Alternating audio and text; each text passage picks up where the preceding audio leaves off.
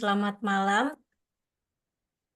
Baiklah, pada malam hari ini tentunya pertama-tama kita panjatkan puji dan syukur atas kehadirat Tuhan Yang Maha Kuasa yang telah memberikan kita semua kesempatan sehingga kita dapat berkumpul pada acara malam hari ini yang diadakan oleh Gentari, yaitu sharing session yang akan membahas terkait beasiswa LPDP jalur reguler khususnya untuk program magister dan juga doktor. Jadi sekiranya untuk teman-teman semua yang ingin tahu lebih dalam lagi apa-apa saja sih yang berkaitan dengan beasiswa jalur reguler di LPDP ini, diharapkan untuk tetap stay pada Zoom meeting pada malam hari ini hingga sesi paling akhir.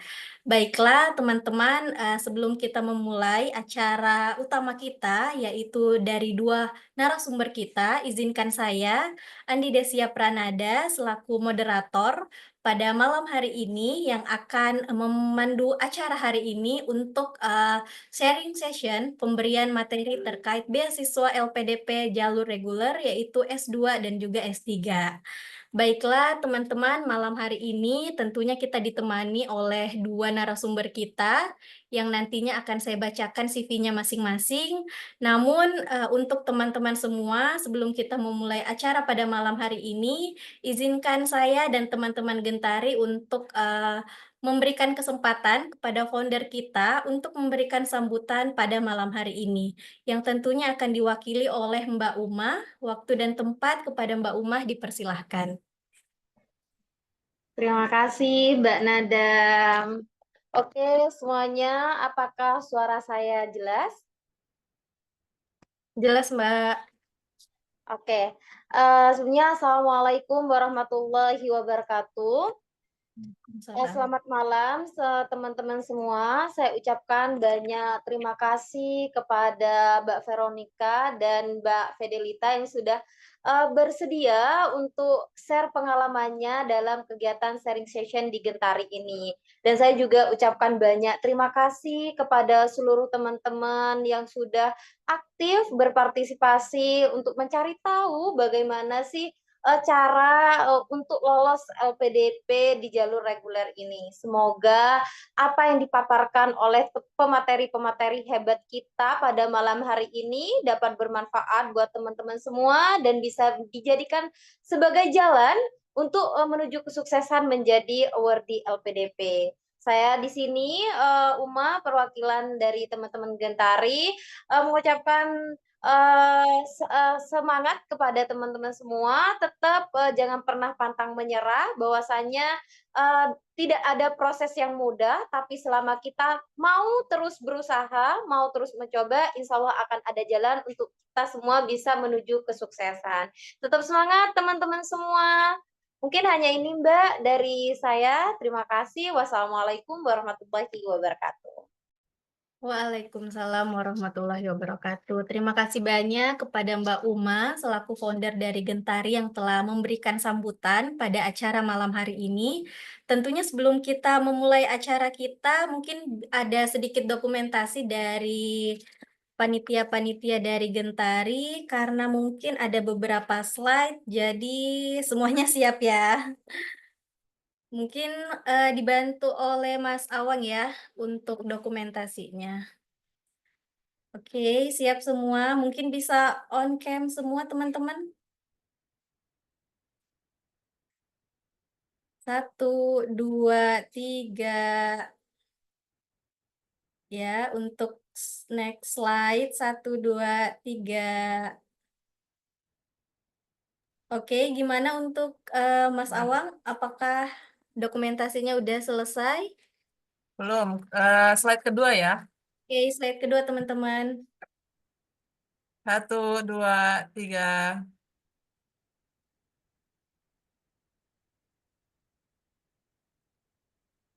Slide selanjutnya. 1, 2, 3.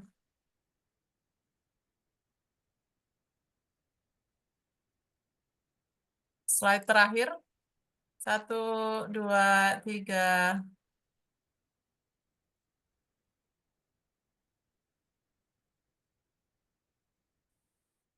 Oke, selesai.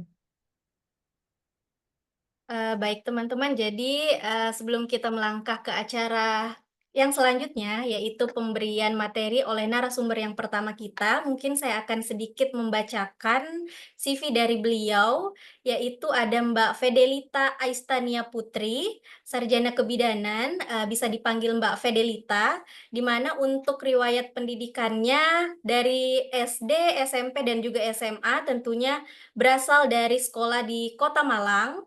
Selanjutnya menyelesaikan pendidikan S1 di Universitas Brawijaya Malang, Ilmu Kebidanan, Fakultas Kedokteran, dan juga profesi bidannya di Universitas Brawijaya Malang, dan yang terakhir untuk Master Degree di Ilmu Kesehatan Reproduksi, Fakultas Kedokteran di Universitas Airlangga Surabaya. Untuk beberapa training yang telah dilakukan, yang telah diikuti oleh Mbak Fedelita, yaitu dari tahun 2020 hingga di tahun 2022 tentunya sudah banyak sekali ya, salah satunya untuk Azanaya Life Course, dan juga yang terakhir di PDIBI Provinsi Jawa Timur. Untuk pengalaman pekerjaan yang dimiliki oleh Mbak Fedelita, salah satunya di tahun 2014 sampai 2018, yaitu menjadi presenter, reporter di UB TV, di Gajayana TV, dan GTV Malang. Dan yang terakhir di tahun 2021 sampai 2023, yaitu di IIKNU Tuban, Prodi S1 Profesi Kebidanan. Untuk sertifikatnya tentu tidak diragukan lagi menjadi seorang pemateri, moderator, juri, sampai menjadi pemakalah. Dan mungkin untuk research dan book yang telah diterbitkan ada di tahun 2021 dan juga di tahun 2022 di LPPM Stikes NU Tuban, dan di tahun 2022 yaitu buku dengan penerbit Rena Cipta Mandiri. Dan yang terakhir untuk pengalaman organisasi yaitu di BEM FKUB, staf administrasi eksternal, dan FKUB juga di tahun 2012 sampai 2013 yaitu Wakil Menteri Sekretaris Negara. Dan selanjutnya Ikatan Bidan Indonesia Wilayah Selatan Kota di Kota Surabaya di tahun 2022 sampai 2028 nanti. Dan yang terakhir yaitu bergabung di organisasi Bayangkari Polrestabes Surabaya. Mungkin itu secara singkat CV dari Mbak Fedelita. Untuk Mbak Fedelita, apakah sudah siap, Mbak? Sudah, terima kasih Mbak Nada. Baik, Mbak Fedelita. Mungkin waktu dan tempat kepada Mbak Fedelita, saya persilahkan. Silahkan, Mbak. Mungkin suara saya udah siap. Oke, memang ada ya ini kalau banget sih terima kasih untuk dari sebelumnya yang sudah kolaborasi ya dan juga sudah mengundang saya untuk sharing session di malam hari ini. Ya, Assalamualaikum warahmatullahi wabarakatuh. Waalaikumsalam warahmatullahi wabarakatuh. Oke, oke. Oh, agak. Oh, terus ya.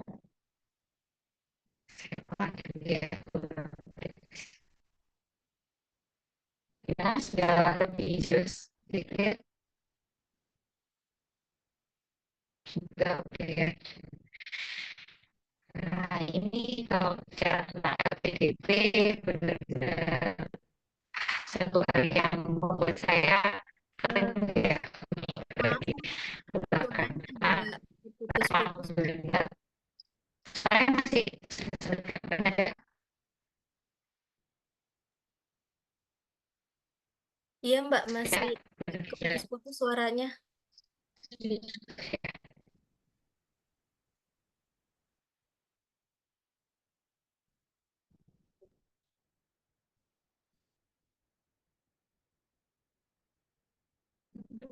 Oke, gimana? Udah lebih jelas. Udah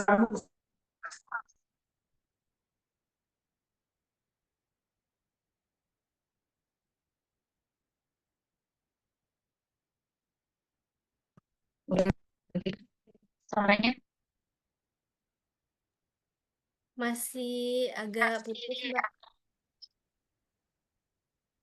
Mbak lanjut dulu ya, mungkin siapa tahu lebih jelas lagi sih sembari berjalannya waktu nanti.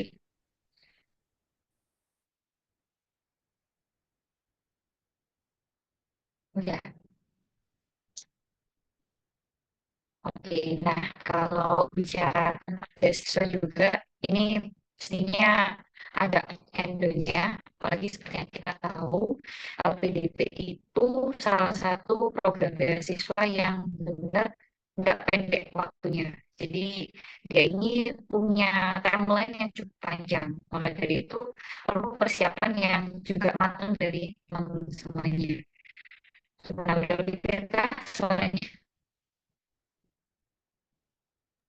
Maaf Bu, masih putus-putus.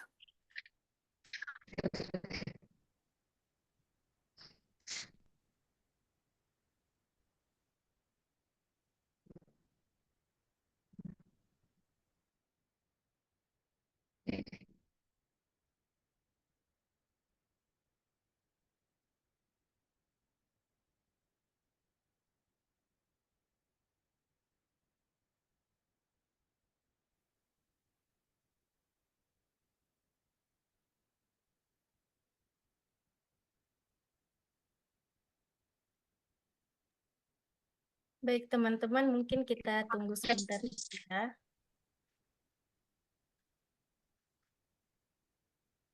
Mbak Fedelita mungkin Oke. izin bantu off cam kali ya dulu.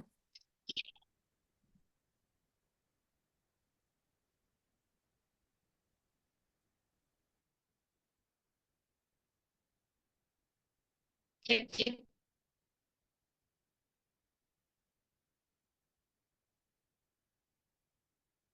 Oke, gimana? Saya lebih jelas udah kan sih.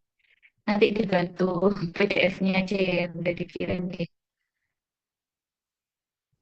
Sedikit lebih enggak dari sebelumnya. Ya, betul ya. Dibantu sama teman-teman aja ya untuk PowerPoint-nya yang sudah saya kirimkan PDF sih.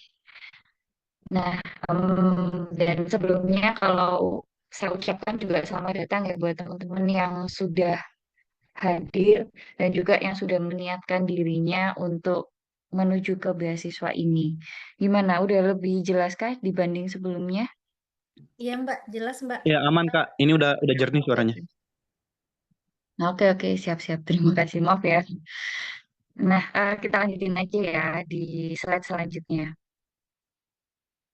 Dan kebetulan benar-benar kalau LPDP ini kita sharing sedikit sih sama teman-teman. Ini ada beberapa hal yang saya siapkan sebelum melangkah ke beberapa ini ya dokumen dan lain sebagainya. Karena kalau menurut saya dokumen kemudian juga nanti kan kita akan cari promotor karena kita bicara yang ke S3-nya langsung ya teman-teman di sini itu ada 3 hal yang harus dibangun dulu. Nah, ini mungkin bisa teman-teman bantu tulis di kertasnya masing-masing. Value-nya yang dimiliki itu apa, terus juga ini penting ya, support system terbesarnya itu dari siapa aja. Dan kalaupun terus ada yang bilang, aku tuh sendirian di sini, atau mungkin ada yang merantau dan lain sebagainya gitu ya. Diri sendiri itu juga support system ya teman-teman ya. Jadi boleh ditulis diri sendiri, atau mungkin juga ada dari ayah, ibu, om, tante, atau mungkin sekarang ada yang punya crush atau suami istrinya, itu juga boleh ditulis. Terus yang ketiga, itu yang benar-benar saya pikirkan. Jadi kalau sudah kita pingin kuliah atau apapun itu ya teman-teman, ngeraih beasiswa itu ada kerangka berpikirnya yang harus benar-benar disiapin. Jadi ketika jadi mahasiswa nanti, itu langkah apa saja yang akan diberikan. Jadi untuk diri sendiri dulu dan juga lingkungan. Oke, ini mungkin pembukanya aja yang bisa insya Allah ya teman-teman membuka dari mindsetnya masing-masing dulu. Oke, next kenalan sedikit. Kalau tadi sudah dibacakan CV-nya sama Mbak Nada, ini kalau boleh dibilang saya cukup unik. Kenapa unik? Karena dari ketika saya lulus, bahkan ketika kuliah itu lebih suka di dunia broadcasting. Cuman kuliahnya kodarullahnya di kesehatan. Nah, LPDP itu pastinya kalau melihat saya dulu awalnya ya sebelum saya juga tahu ketemu value dan lain sebagainya, itu pasti bingung gitu. Boleh next slide-nya. Nah, itu orang ini gimana sih? Nah, tapi kita harus mengemas dengan baik apapun yang menjadi kelebihan kita supaya nanti dari pihak panitia ya, dari pihak panitianya LPDP itu clear dan jelas arahnya kita itu mau seperti apa dan bagaimana. Anggap aja teman-teman di sini itu jualan ya, kalau bisa kita bilang kalau di dunia bisnis. Nah, itu jadi udah tahu product knowledge-nya. Jadi product knowledge-nya itu siapa ya kita sendiri. Nah, kalau tadi dibaca mungkin agak bingung ya. Mbak ini juga kok jatuhnya ke presenter. Terus juga saya kemarin terakhir sebelum resign dan jadi dosennya di UNESA itu juga announcer juga di radio, salah satu radio di Surabaya juga, dan itu cukup lama sekitar 5 tahunan. Nah itu kan mungkin kalau kita tulis di essay dan lain sebagainya akan membuat bingung yang baca, tapi kita harus bisa mengemasnya. Kalaupun contohnya case-nya di saya di dunia kesehatan, nah saya juga akan merangkum semuanya itu meskipun kalau yang saya dapatkan ya dari kakak-kakak kelas yang sudah lolos terlebih dahulu para senior itu kita nggak perlu malu untuk menuliskan apa saja aktivitas yang sudah kita lakukan. Apalagi untuk teman-teman yang mungkin S1 dan ke S2 karena program beasiswa reguler ini kan juga untuk S2 dan juga S3 itu pasti juga tuliskan aja apapun aktivitas teman-teman yang itu memang dilakukan sehari-hari serta juga punya dampak ya, serta dalam bidangnya. Nah, itu kita saring lagi seperti itu. Kemudian saya kemarin diterima di LPDP reguler dalam negeri di tahun 2024 batch 1 PK 236 juga kemarin dapatnya. Alhamdulillah juga one shot. Oke, next. Yang kita tahu sendiri kalau teman-teman mau ya ikut beasiswa LPDP, nah itu benar-benar baca, baca dan baca. Kalau itu sih saran yang paling utama ya. Jadi dibaca apapun yang sudah diberikan oleh LPDP karena menurut saya beasiswa LPDP ini semuanya sudah jelas dan tertuang di bukunya. Jadi kan kalau teman-teman ke websitenya di LPDP sendiri tinggal dipilih aja ya kan karena di situ juga cukup banyak pilihannya. Ada reguler, ada PTUD dan lain sebagainya. Bahkan yang terbaru juga ada yang beasiswa untuk perguruan tinggi utama ya, yang jadi nanti hanya beberapa tahun saja. Jadi skema-skemanya itu benar-benar dibaca dengan baik.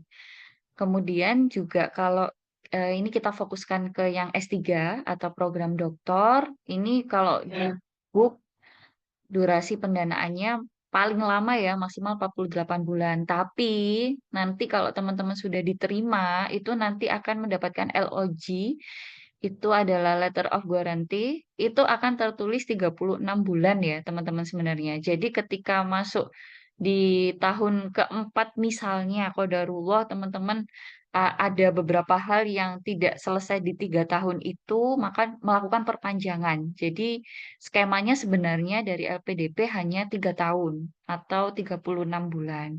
Kemudian ada dua hal yang perlu digarisbawahi. Sebenarnya ada yang memang jalur sudah punya LOA. Jadi kalau sudah punya LOA ya otomatis hanya satu perguruan tinggi ya dalam atau luar negeri. Dan ada jalur yang belum ada LOA. Nanti kita juga bahas, mungkin teman-teman juga udah pernah dengar ada kelebihan dan kekurangannya yang sudah punya dan yang belum punya LOE. Terus yang belum punya pastinya bisa memilih 3 perguruan tinggi karena yang belum punya LOA ini setelah sudah diterima oleh LPDP nanti next dia bisa daftar ya ke beberapa perguruan tinggi. Ada 3. Oke, next ini skemanya secara garis besar aja ya teman-teman. Nanti kalau yang lebih detail sebenarnya ada di guidance book-nya. Oke, nah pendanaannya yang akan diberikan dan ini Masya Allah banget, kalau menurut saya sangat-sangat cukup dan memadai. Nominalnya nggak saya tulis ya, nanti dibaca aja di bukunya. Ini ada dana pendaftaran, jadi kalau sebelumnya teman-teman daftar dulu, kalau yang punya LOA ya, itu kan daftar dulu kita ke kampusnya. Terus juga nanti akan diganti oleh LPDP, nanti dilakukan pengajuan. Kemudian juga dana SPP atau sekarang kalau saya dulu belum UKT, kalau sekarang udah UKT, terus dana tunjangan buku juga dapat per tahunnya. Dana penelitian, nah ini tesis atau disertasi, kalau yang S3 nanti dapat dana penelitian disertasinya, terus juga dana seminar internasional, kemudian dana publikasi jurnal internasional juga, ini dana pendidikannya. Jadi semuanya udah tercover oleh LPDP. Untuk dana pendukungnya, dana transportasi, jadi ketika teman-teman ke universitas tujuan dari kota domisili itu juga ditanggung oleh LPDP. Kalau ke luar negeri juga seperti itu ya, dapat aplikasi visanya juga, terus dana asuransi kesehatan. Ini kalau kita yang di Indonesia dapat BPJS gitu, kemudian dana kedatangan, dana hidup bulanan, jadi juga dapat living allowance ya teman-teman, serta dapat dana lomba internasional, dana tunjangan keluarga. Ini juga yang membedakan magister sama doktor. Jadi yang doktor itu bisa dapat sekitar 25% dari living allowance-nya kita. Jadi dapat maksimal dua ya, maksimal dua anggota keluarga, bisa suami, istri, atau anak. Kalau bawa ibu, bapak itu tidak mendapatkan ya dana tunjangan keluarga. Dana keadaan darurat ini jika diperlukan. Jadi semua hal ini teman-teman, dana pendukung maupun dana pendidikan, teman-teman bisa nanti masuk di aplikasi ketika sudah diterima oleh LPDP, nanti masuk ke websitenya e-beasiswa. Seperti itu. Nah, yang dana lomba, seminar internasional, ini kenapa sih kok didanai? Karena itu juga kalau di case saya ya di UNER, karena saya di FK UNER, itu masuk di kurikulumnya dari beberapa semester yang ada di doktoral itu, di kuliah. Maka dari itu, ketika dapat seperti ini, teman-teman itu Masya Allah sangat-sangat terbantu sekali. Oke, boleh next. Udah mulai review ya, dan dana yang Masya Allah ya lumayan. Nah ini tapi ada beberapa persyaratan yang harus benar teman-teman tempuh untuk memenuhi karena nanti akan ada seleksi administrasi. Jadi yang pertama untuk yang S2 ya, untuk yang S3 mohon maaf, otomatis sudah menyelesaikan jenjang S2 dengan minimal IPK 3,25. Kemudian juga usia maksimal ini untuk yang S3 ya teman-teman. Untuk yang masyarakat umum seperti saya itu ikut beasiswa yang reguler itu 40 tahun. Pada saat itu saya masih belum jadi dosen tetap ya. Jadi masih ikut yang masyarakat umum. Kemudian juga kalau yang sudah punya NIDN, ini Masya Allah diperpanjang lagi. Usia maksimal pendaftar 47 tahun. Otomatis teman-teman juga harus punya sertifikat bahasa Inggrisnya. Kalau yang dalam negeri itu bisa dibaca ya masing-masing minimumnya berapa, yang levelnya berapa, IDT, PTE akademik, atau IELTS. Nah ini atau salah satunya. Dan kemudian ini yang juga diberikan kemudahan oleh LPDP, biasanya kalau tes bahasa Inggris, tes TOEFL, itu kan belum jadi sertifikat aslinya itu sekitar 2 minggu ini ya waktu kerja. Nah, setelah kita tes itu kan bisa langsung keluar skornya, itu juga sudah bisa dipakai teman-teman. Gitu. Kalaupun mereka ya, karena saya sendiri juga nggak mudah, karena saya juga ibu. Kemarin juga tes bahasa Inggrisnya nggak sekali langsung call dengan ibu dulu ya. Jadi sebelumnya juga saya benar berapa kali ikut tes, terus sampai juga hampir ini ya menjelang dikumpulkan itu ditutup. Nah itu jadi bisa juga teman-teman memakai screenshotnya setelah tes. Nah itu sebenarnya kan biasanya sudah keluar kayak gitu. Setelah itu juga ini perguruan tingginya itu juga tujuan studinya ya teman-teman harus cari tahu PT mana aja sih yang benar-benar masuk didanai oleh LPDP. Jadi silakan untuk diakses di HTTPS ISS LPDP. Oh, soalnya nggak jelas lagi kah teman-teman? Iya, Mbak, kurang jelas lagi suaranya. Oke. Cek. Lebih jelas kah? Iya, Mbak. Oke, baik. Dan ini ada yang terbaru ya, teman-teman, dari LPDP. Untuk di tahun ini, itu jika teman-teman sudah punya calon promotor dan juga co-promotor yang bersedia menandatangani ya, ada form statement letternya itu yang sudah ada di guidance books-nya juga, itu akan menjadi nilai tambah.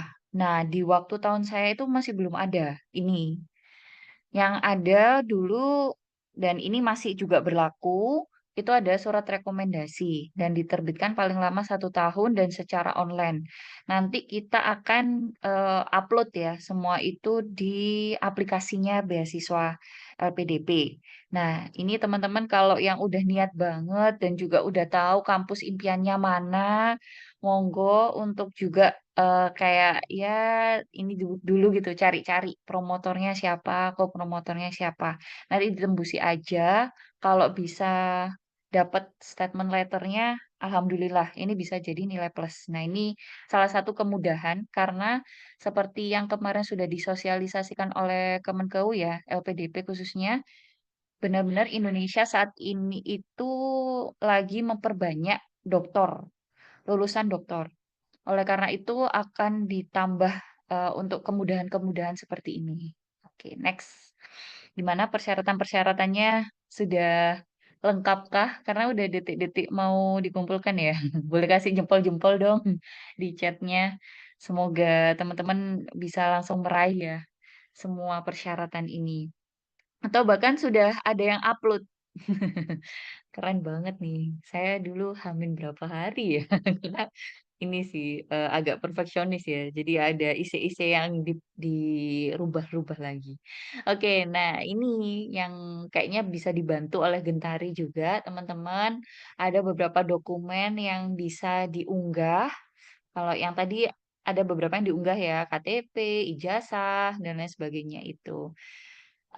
Kemudian juga yang online formnya itu yang sudah ada di aplikasi, tinggal teman-teman isi. Ini juga agak tricky ya, teman-teman ya. Ini saya kurang tahu sih kalau yang di tahun sekarang apakah aplikasinya sudah diperbarui atau enggak. Kalau di tahun saya itu benar-benar kalau bisa, ini salah satu tips triknya ya, teman-teman.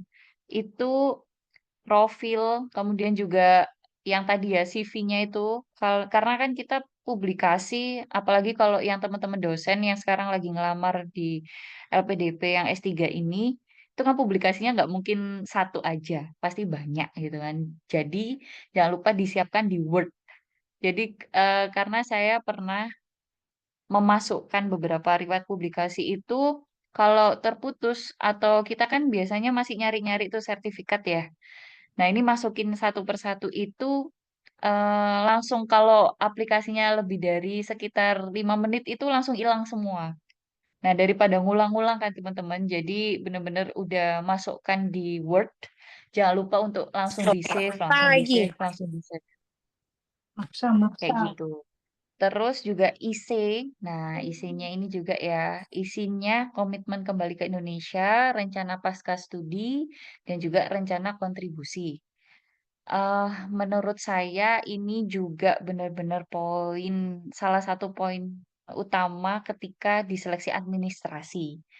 Kenapa? Karena itu yang dilihat dan menggambarkan kita seperti apa, serta nanti akan dibawa sampai seleksi substansi.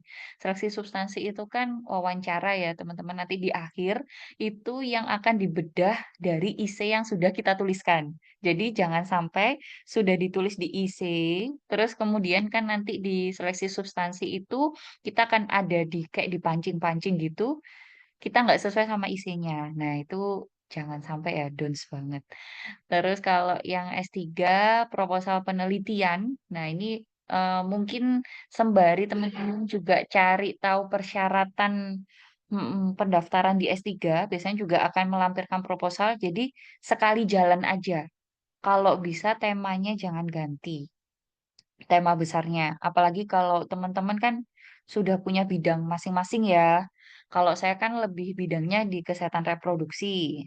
Khususnya, jadi kalau bisa selain punya bidang tertentu, teman-teman juga punya sub bidang lagi. Nah, kalau saya di kesehatan reproduksi, sub bidangnya di fertilitas. Karena kalau kesehatan reproduksi kan juga cukup luas. Nah, konsistensinya ini kalau bisa jangan berubah. Karena kalau saya lihat itu yang benar-benar dilihat dari penilai ya, penilainya LPDP atau panitianya. Karena saya sering sharing juga dari teman-teman yang ya mohon maaf ya belum berhasil gitu masuk di LPDP, itu juga ternyata ngaruh banget, ngaruh banget. Oke, next. Ini dokumen-dokumennya. Nah, ini tahapan seleksi yang kayaknya teman-teman udah di luar kepala banget ya. Kalau bisa semuanya saya doakan banget bisa diterima di seleksi LPDP batch 1 ini. Ini kan mau batch 1 ya, teman-teman. Sampai deh penetapan calon penerima beasiswa ya. Amin. Jadi emang kalau di reguler, nah ini kuotanya alhamdulillah banyak, tapi juga saingannya banyak. Itu. Jadi ya lumayan ya teman-teman harus benar-benar mempersiapkan dengan baik. Ini ada seleksi administrasi. Kalau yang sudah punya LOE, nah ini teman-teman kelebihannya bisa langsung maju ke seleksi substansi. Jadi nggak perlu seleksi bakat skolastik. Nah, alhamdulillah kalau saya ambil yang sudah punya LOE kemarin. Oke, next. Ini tinggal dikit lagi kok teman-teman. Nah ini kalau jadwal-jadwal seleksinya pastinya sudah tertulis di kalender masing-masing ya. Kalau saya karena sudah ibu-ibu, itu udah pakai kalender yang ada di rumah gitu ya, nempel di dinding. Wah ini udah saya tulis-tulis semuanya ini. Dan jangan lupa ini yang paling penting teman-teman submit kalau sudah save ya, sudah save semuanya, dokumen, terus juga IC, CV ya, semuanya udah benar-benar firm, teman-teman udah yakin, jangan lupa untuk submit. Oke, ini terakhir dari saya. Orang yang gigih akan menemukan jalannya, teman-teman ya. Sementara yang ragu akan mencari alasan. Jadi udah lakukan aja yang terbaik, serahkan hasilnya sama Allah atau ya Tuhan Yang Maha Esa ya, teman-teman. Dan jangan menyerah. Karena meskipun kalau saya sendiri sudah ya berusia gitu ya, udah ada suami dan lain sebagainya, minta ridhonya juga, minta ridho orang tua, insya Allah jalannya itu akan ada aja. Oke, terima kasih teman-teman. Baik, terima kasih Mbak Fidelita atas sharing yang telah diberikan untuk kita semua. Tadi Mbak Fidelita udah memberikan beberapa tips and trik untuk pendaftaran beasiswa LPDP yang jalur reguler, khususnya mungkin program doktor, mulai dari persyaratan umum sampai dokumen-dokumen yang akan diupload dan jangan lupa disubmit. Karena untuk di laman pendaftaran LPDP kita perlu save dulu, selanjutnya jangan lupa disubmit karena tentu ada beberapa pengalaman yang sudah melewati tanggal pendaftaran administrasinya namun lupa submit. Namun semuanya itu semoga teman-teman di sini nggak mengalami hal tersebut. Baik, terima kasih banyak Mbak Fidelita atas sharing yang telah diberikan untuk kita semua. Untuk teman-teman selanjutnya, di sini ada pemateri yang kedua, yaitu ada Mbak Anas Veronica, yang tentunya akan memberikan kita semua juga terkait beasiswa reguler, namun khususnya di jalur program magister. Mungkin akan saya bacakan sedikit CV dari beliau. Jadi untuk Mbak Anas Veronica ini memiliki beberapa pengalaman pekerjaan, mulai dari medical support eksekutif di Nora Health mulai tahun 2025 ini, selanjutnya research assistant di Pusat Kajian Kesehatan Anak di Universitas Gadjah Mada dari tahun 2022 sampai 2023. Selanjutnya bergabung juga menjadi community nurse dan juga clinic manager di Lotus Java Sejahtera Foundation di Kota Yogyakarta sampai tahun 2022, menjadi research training assistant, dan yang terakhir Assistant of Research and Publication di Journal of Clinical and Community Nursing di Universitas Gadjah Mada. Selanjutnya untuk pendidikan, beliau baru saja menyelesaikan pendidikan magister di Master of Public Health di University of Glasgow di tahun 2023 sampai 2024 kemarin, dan untuk program profesi dan juga magisternya di Universitas Gadjah Mada, sarjana keperawatan dan juga profesi nurse. Untuk beberapa tentunya beasiswa, ada beberapa beasiswa yang telah didapatkan, salah satunya beasiswa LPDP Scholarship di tahun 2023 sampai 2024, dan untuk beberapa research dan publication yang dilakukan oleh Mbak Anas ada di tahun 2024 dan di tahun 2023 mengenai COVID-19 pandemic in Indonesia. Selanjutnya untuk technical skills yang dimiliki ada statistical analysis, research tools beberapa, dan juga Microsoft Office, design tools, serta yang lainnya. Mungkin itu saja secara singkat CV dari Mbak Anas. Untuk Mbak Anas, apakah sudah siap, Mbak? Oh ya, sudah. Nanti saya Baik, kepada Mbak Anas, waktu dan tempat kami persilahkan. Oke. Sebentar.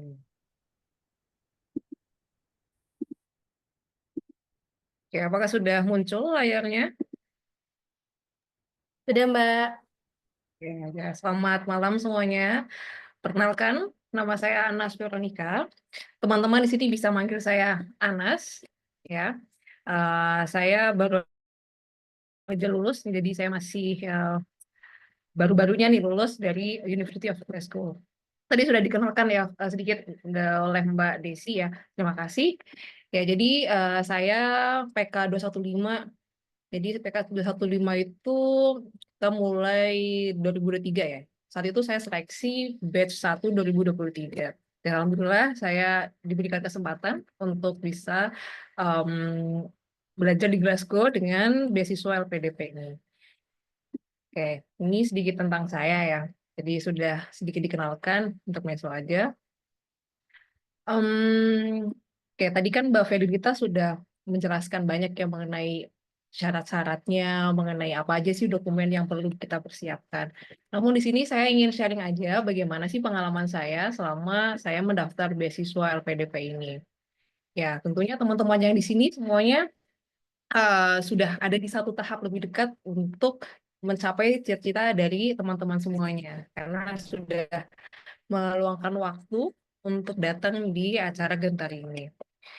Nah, tadi juga Mbak Federita juga sudah menyantumkan mengenai jadwal seleksi ya. Dan teman-teman semuanya sedang ada di sini nih, ada di tahap pendaftaran.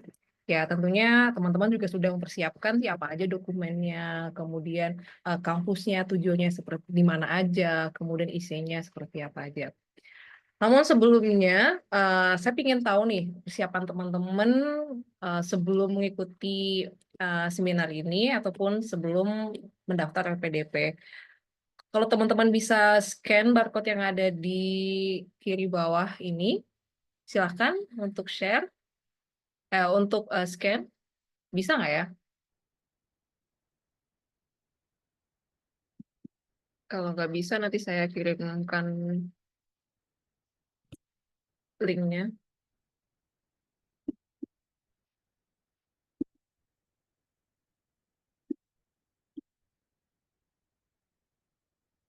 Oh ya, apakah suara saya kalau ngomong kecepatan nggak? Terlalu cepat nggak? Saya kadang-kadang kalau saya ngomong nggak sadar terlalu cepat dan agak belibet. Kalau kurang jelas mohon langsung dikoreksi ya. Jelas, Kak. Oke. Oke, apakah bisa masuk ke Mentinya?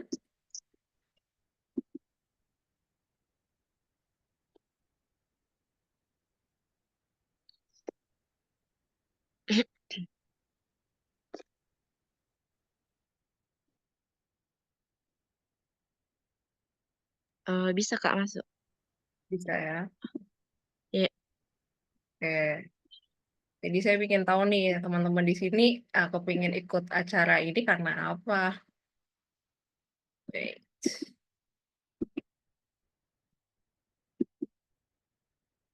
Oh, ada yang diajak teman. Nih, pertanyaan pertama, mengapa saya mengikuti sharing session ini? Diajak teman satu, networking satu. Oke.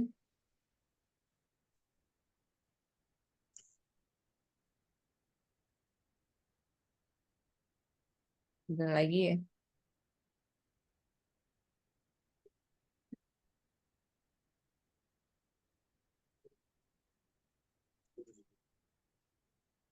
Kalau memang nggak bisa masuk lewat Menti ini, teman-teman bisa ketik aja di kolom chatnya ya. Biar nanti saya bisa lihat dan teman-teman Gentari juga bisa melihat.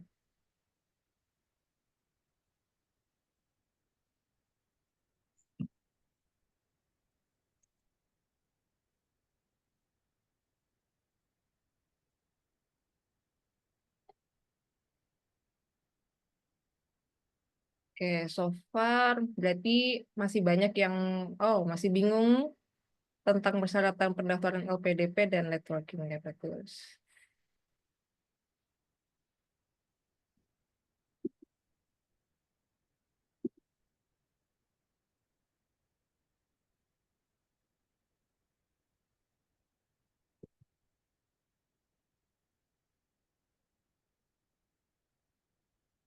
Oke, ini sudah ya.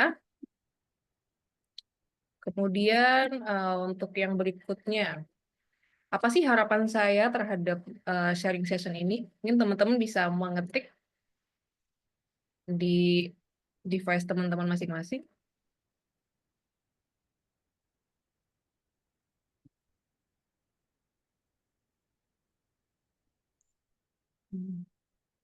Oke, ada satu yang nulis hilang ragunya. Ragu terhadap apa nih?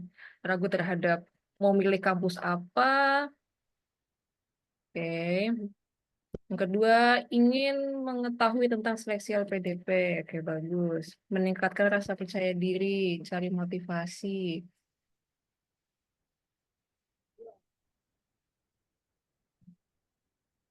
Ada lagi? Oke, bisa jauh lebih baik dalam persiapan LPDP-nya.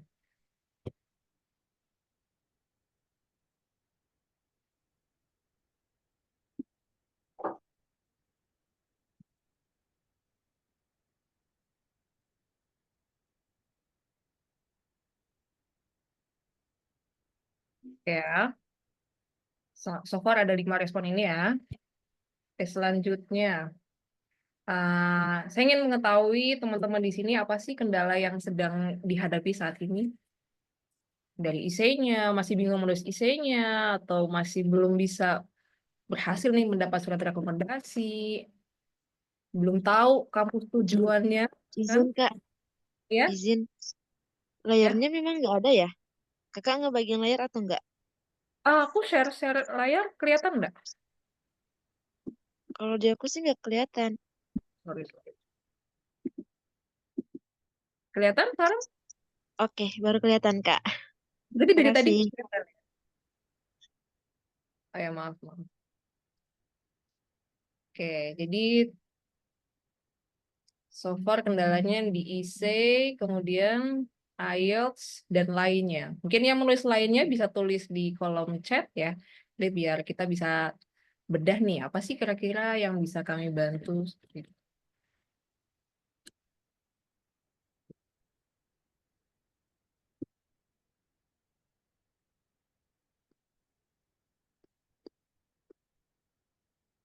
Saya.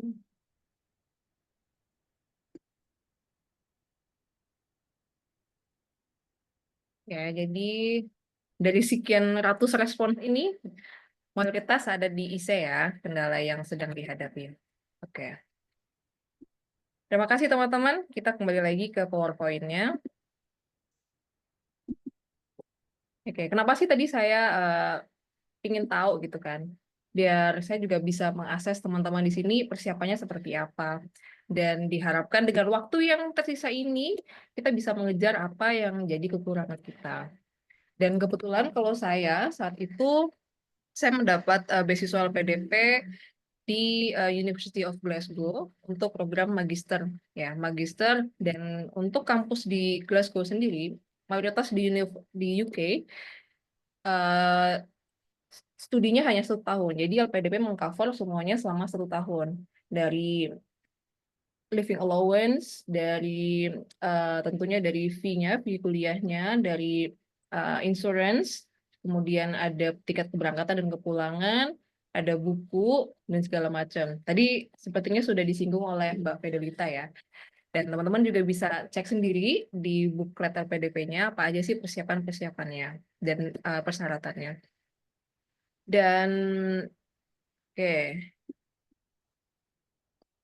sebelum ke sana, saya juga ingin share nih ke teman-teman semua mengenai riwayat pendaftaran beasiswa saya, gimana sih saya bisa sampai ke Glasgow ya. Jadi saya tidak hanya mendaftar satu beasiswa, saya juga mendaftar ada 4 jenis beasiswa selain LPDP, yang kedua ada Chevening, kemudian ada SISGP itu beasiswa dari Sweden, dan yang kedua ada AAS yaitu dari Australia. Namun semuanya tadi selain LPDP menolak saya, dan LPDP juga tidak hanya sekali saya mendaftarnya, saya mendaftar berapa kali nih? 1, 2, 3, 4, 5 kali. Jadi perjalanan menuju beasiswa itu saya mulai dari 2019. Di saat itu saya baru aja lulus nurse. Saya masih idealis, masih ingin menggebu-gebu ingin melanjutkan kuliahnya. Sehingga saya langsung mendaftar nih untuk beasiswa luar negeri di tahun 2019 itu. Namun saat itu saya tidak lolos seleksi wawancara. Dan di tahun selanjutnya saya ingin mendaftar, tapi saat itu pandemi ya, dan saat itu tutup, jadi saya tidak bisa mendaftar beasiswa LPDP. Sedikit pesimis saat itu, kayak, aduh bisa nggak sih ke luar negeri, sedikit pesimis seperti itu. Tapi alhamdulillahnya di tahun berikutnya LPDP kembali membuka beasiswa, pendaftaran beasiswa. Dan dilalahnya juga, saya juga tidak lulus untuk seleksi substansi akademik. Saat itu merupakan pertama kali adanya LPDP tes substansi akademik ya. Dan passing grade-nya saat itu juga cukup tinggi untuk yang luar negeri, sekitar 180 kalau tidak salah, kalau yang reguler.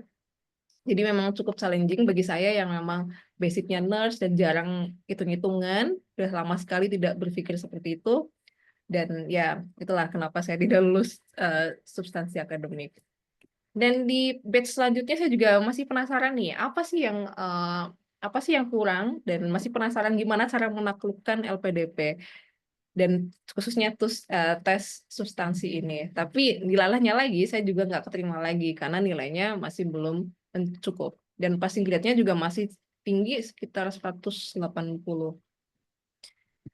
Dan setelah ini saya merasa capek ya, buat apa sih saya mencoba selama ini, ujung-ujungnya pasti gagal seperti itu. Atau juga daftar beasiswa lainnya gagal juga, sempat ngerasa udahlah kayaknya emang bukan rezeki saya. Akhirnya saya mengubur mimpi itu untuk sementara. Namun saya rasa sayang, saya sudah les IELTS, udah tes IELTS, itu kan kita ngumpulin duit sendiri ya, dari kerja nabung untuk les IELTS dan tes, terus kita 5 jutaan, jadi kayak sayang nih kalau misal nggak dilanjutin. Jadi ya udahlah bismillah aja, tahun ke depannya saya coba untuk LPDP lagi. Dan alhamdulillahnya saat itu bagi yang sudah mendapatkan LOA, jadi saat itu saya sudah dapat LOA, jadi saya tidak perlu untuk tes substansi akademik lagi, yang TBS ya. Jadi saya langsung lulus administrasi, langsung wawancara seperti itu. Jadi ya udah nothing tulus aja saat itu. Alhamdulillahnya ya keterima gitu kan. Saat kita udah pasrah dan ingin menyerah kayak ya udahlah, kalau nggak berangkat ya nggak apa-apa, kalau berangkat ya alhamdulillah gitu.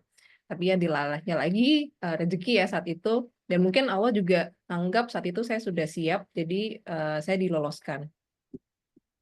Ya ini saya alhamdulillah lolos di tahun 2023 di batch 1, dan saya akhirnya bisa untuk berangkat ke Glasgow pada tahun yang sama juga.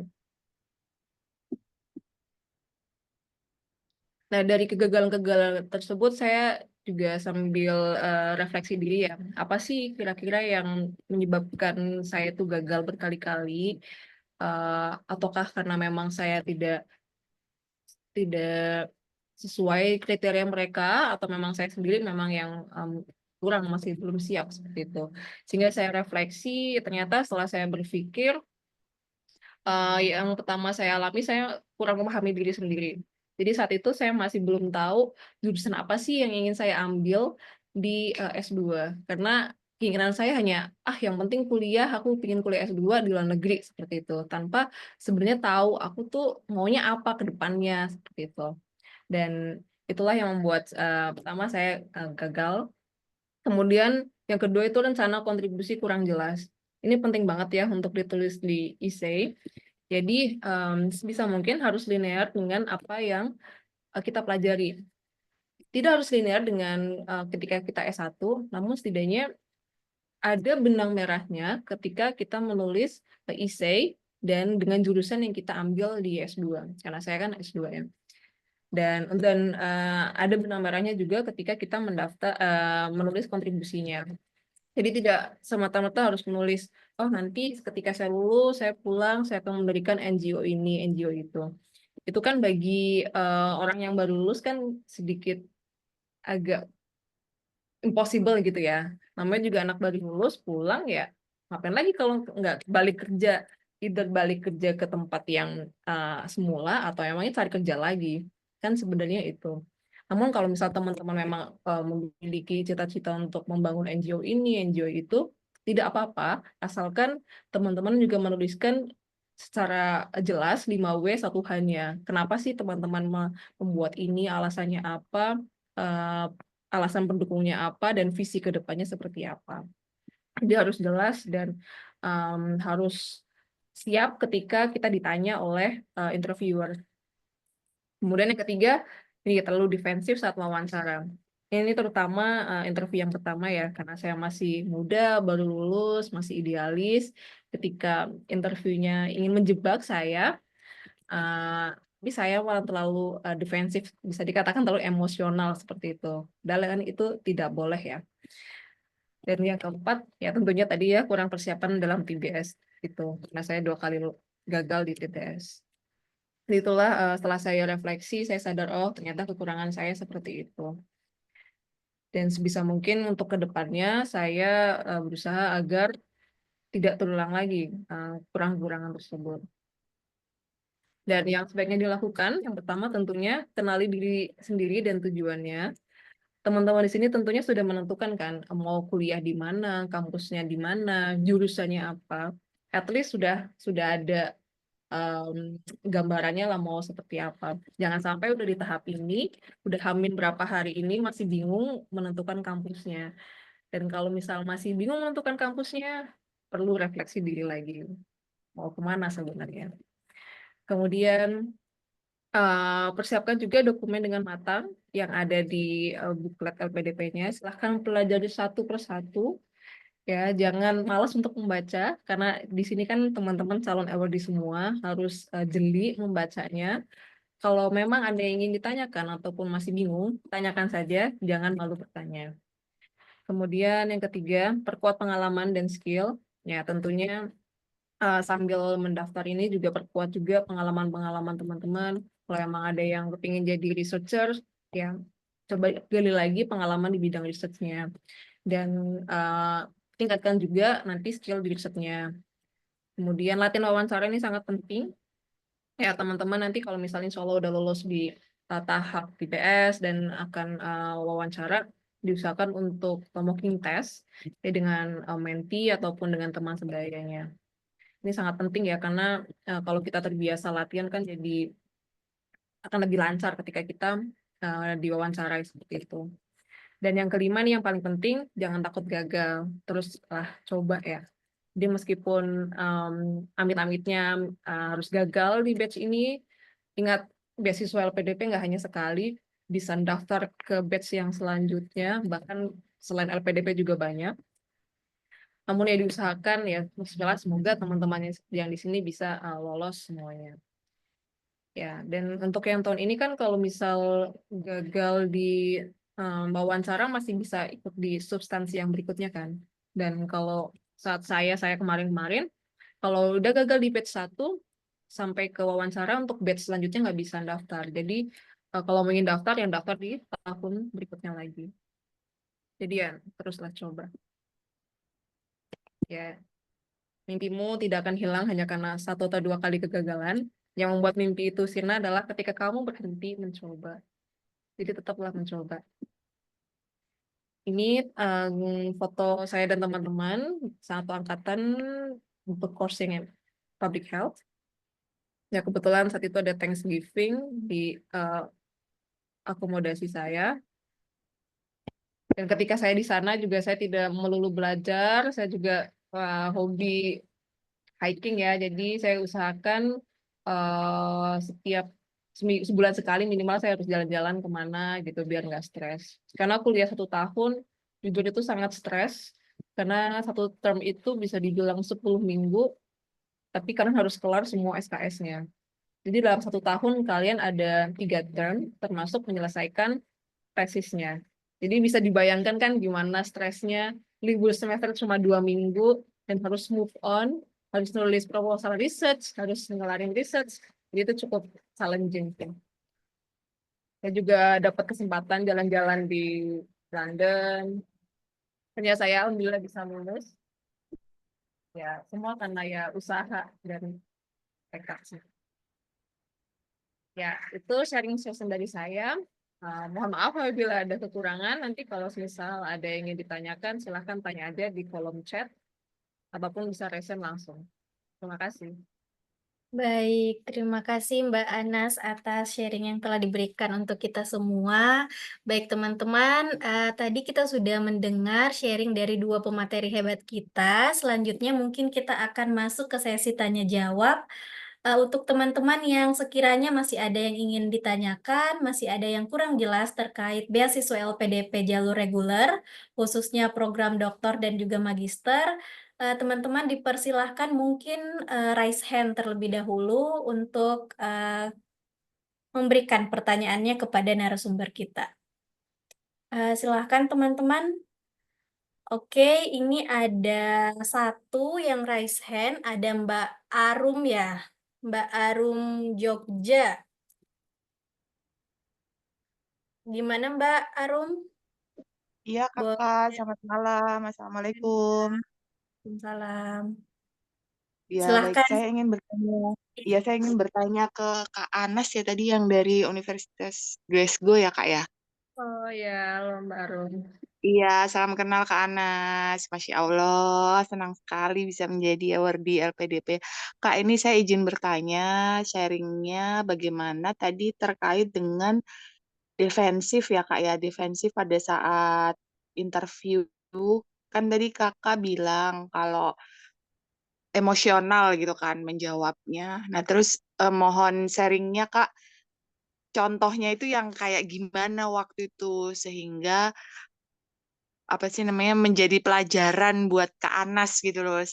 Nah, itu mohon sharingnya. Terus pas lagi interview menurut Kak Anas dari pelajaran sebelumnya ya Kak, kesalahan sebelumnya itu yang bisa di-sharekan ke sini itu apa kesalahannya terus kemudian nanti treatmentnya seperti apa itu mohon sharingnya ya Kak. Mudah-mudahan nanti menjadi ilmu yang bermanfaat. Terima kasih Kak Ana, sukses selalu. Assalamualaikum. Baik, terima kasih Mbak Arum. Mungkin Mbak Arum kita next dulu ke penanya selanjutnya ya. Ada Mas Gilang Habilah. Silahkan Mas.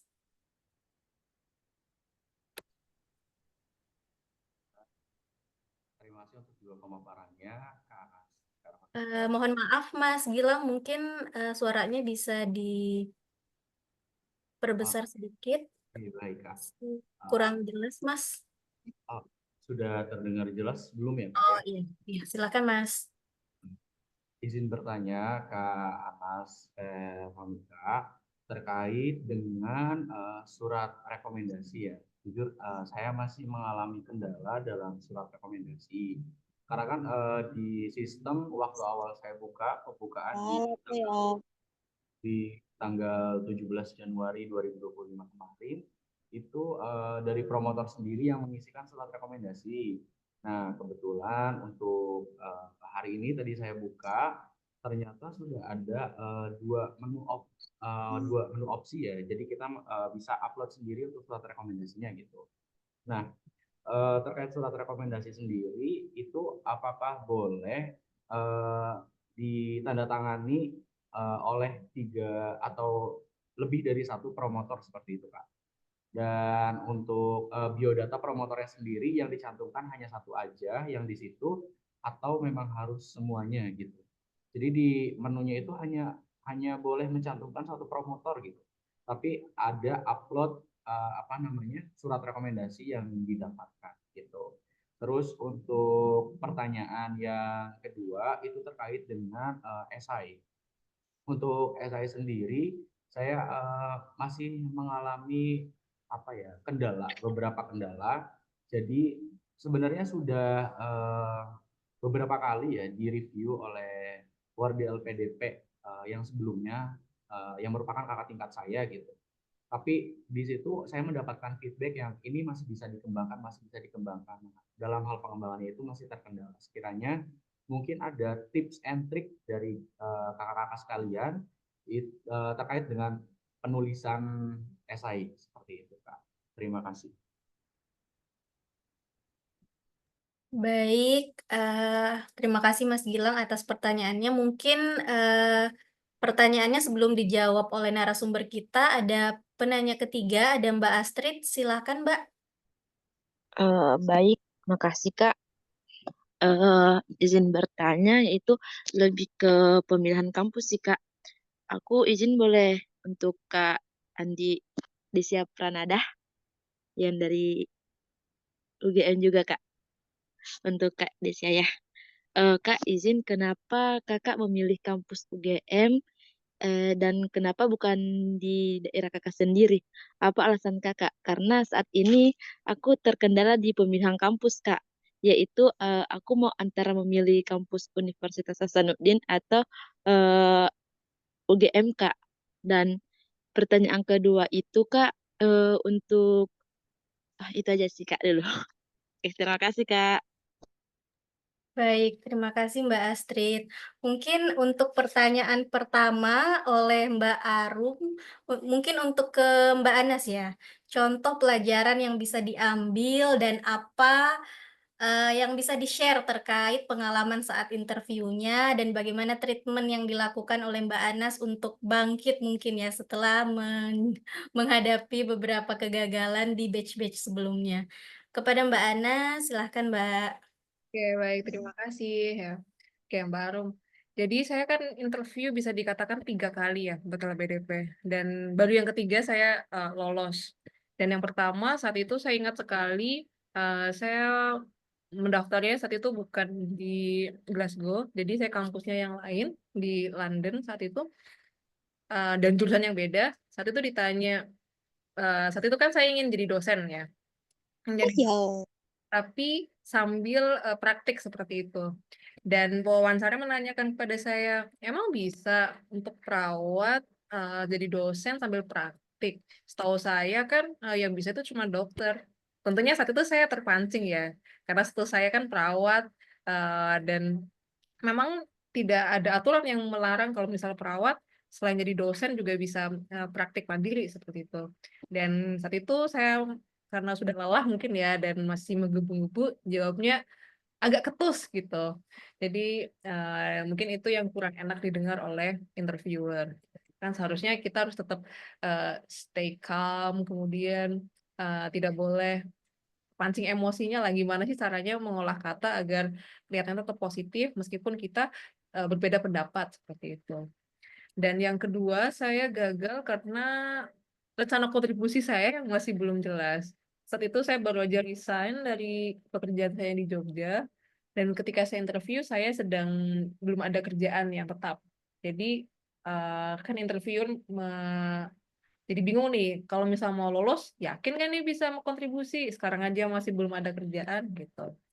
Dan yang untuk yang ketiga, jujur saat itu saya tidak ada mock test ya. Jadi kayak ya udahlah nothing tulus aja.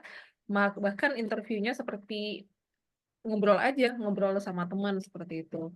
Dan ya alhamdulillah ketika interview ketiga, saya sudah banyak belajar, saya juga sudah ada publikasi ketika saya interview, saya juga pekerjaannya bisa dibilang oke lah saat itu, dan kontribusinya juga sudah cukup jelas, mungkin bisa meyakinkan interviewer bahwa oh, oke, anak ini bisa nih kalau misal dia kuliah tahun ini, seperti itu.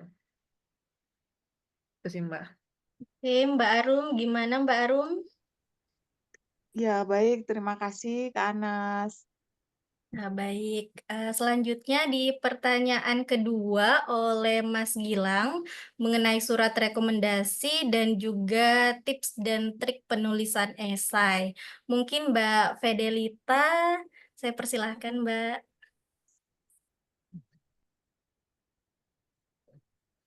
Lebih jelas nggak suaranya? Jelas Mbak. Gila, oke Mas Gilang. Ini berarti linknya ke S3 ya, karena setahu saya kalau yang di Magister kan tidak perlu mencantumkan promotor. Kalau yang di S3 atau yang program doktoral itu yang mencantumkan promotor. Nah, kalau yang saya baca dari buku, dari guidance books-nya itu, dia promotor atau kopromotor. Jadi sepertinya cukup satu saja yang disampaikan ya. Dan ini kan nanti online form. Yang sekarang ini kan untuk surat rekomendasi juga online form ya teman-teman. Jadi eh, pihak LPDP yang akan menghubungi. Jadi memang cukup spesifikkan saja dan janjian aja ya sama calon promotornya itu benar-benar nanti oh ini loh dikasih aba-aba gitu loh. Nanti akan ada yang menghubungi dari pihak LPDP. Kemudian untuk pengembangan IC, nah ini case-nya mirip Mas Gilang. Jadi saya waktu itu juga tidak hanya ke satu ini juga ya senior-senior yang sudah diterima atau awardee, para awardee. Jadi juga saya lintas, bukan hanya dari yang di kedokteran aja, terus juga saya juga lintas teman-teman yang diterima di arsitektur yang S3 ya, karena memang saya waktu itu fokusnya kan di S3. Dan itu pasti akan banyak gagasan-gagasan yang muncul. Nah, apalagi kalau kita biasanya kirim Word, terus dikasih komen ya, oh, komennya banyak banget. Nah, itu kalau menurut saya kembali lagi ke Mas Gilang, kembali lagi ke saya juga waktu itu. Karena saya sudah menerima banyak masukan, kita saring, benar-benar saring apa yang benar-benar sesuai sama diri kita aja. Kan beliau-beliau ini memberikan masukan berdasarkan dari experience-nya, berdasarkan dari pengalamannya. Kemudian juga pasti kan sudah sharing ya sama word-word yang lain. Kalau kita datang di PK ya Mbak Anas ya, Mbak Nada mungkin udah banyak ketemu sama banyak kepala. Aduh, Masya Allah, hebat-hebat banget teman-teman itu. Nah, itu kan dapat banyak masukan juga. Nah, itu kita ambil apapun pengalaman baiknya dari mereka, tapi jangan lupa key-nya itu tetap diri kita sendiri. Itu sesuai yang sama saya sampaikan tadi di awal, karena akan berdampak ya sampai di tes substansi. IC itu kayak pegangan kita lah. Nanti sampai tes substansi itu juga itu yang akan dikulik lagi oleh para penanya. Dan nanti kan karena kita itu mimik wajah juga dinilai. Jadi kalau teman-teman udah pernah dapat sharing ya di tes substansi itu nanti ada 3 orang. Yang pertama dari orang yang LPDP, kemudian dari akademisi dan juga psikolog. Nah, ini jadi benar-benar tuh kalau kita nulis IC-nya ya sudah kita cuma hanya menerima masukan tapi tidak kita resapi dalam-dalam dan tidak kita sesuaikan dengan ya value kita, memang way-nya kita kemarin jalan hidup kita seperti apa, kontribusinya nanti kayak gimana, nggak nggak terlalu realistis atau terlalu muluk-muluk itu juga teman-teman yang psikolog akan menilai. Nah, kayak gitu sih mungkin sedikit aja Mbak Nada. Atau mungkin Mbak Anas mau nambah juga. Silakan Mbak Anas, mungkin ada tambahan Mbak. Kayak kalau dari saya nambahin sedikit ya.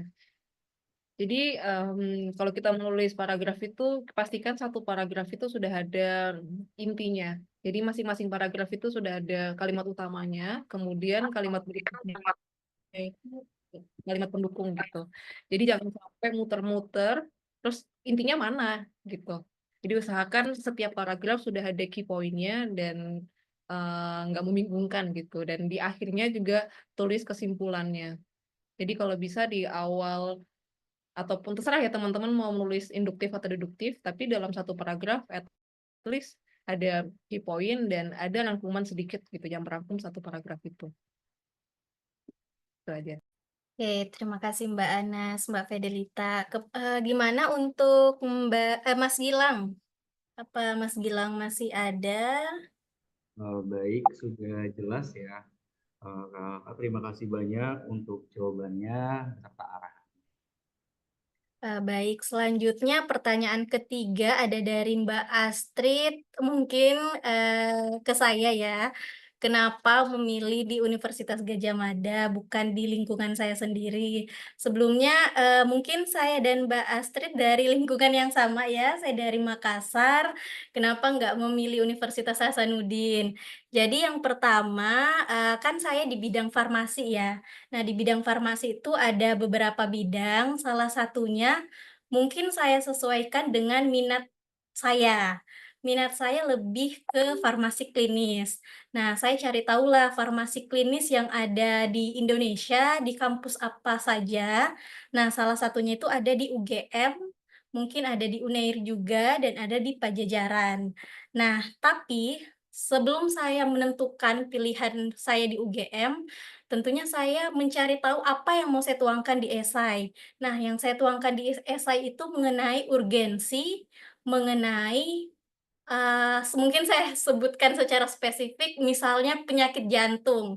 Nah, saya cari tahu di antara kampus yang menyediakan farmasi klinis itu, yang menyediakan kurikulum yang sepertinya cocok dengan urgensi yang saya angkat tuh di kampus mana.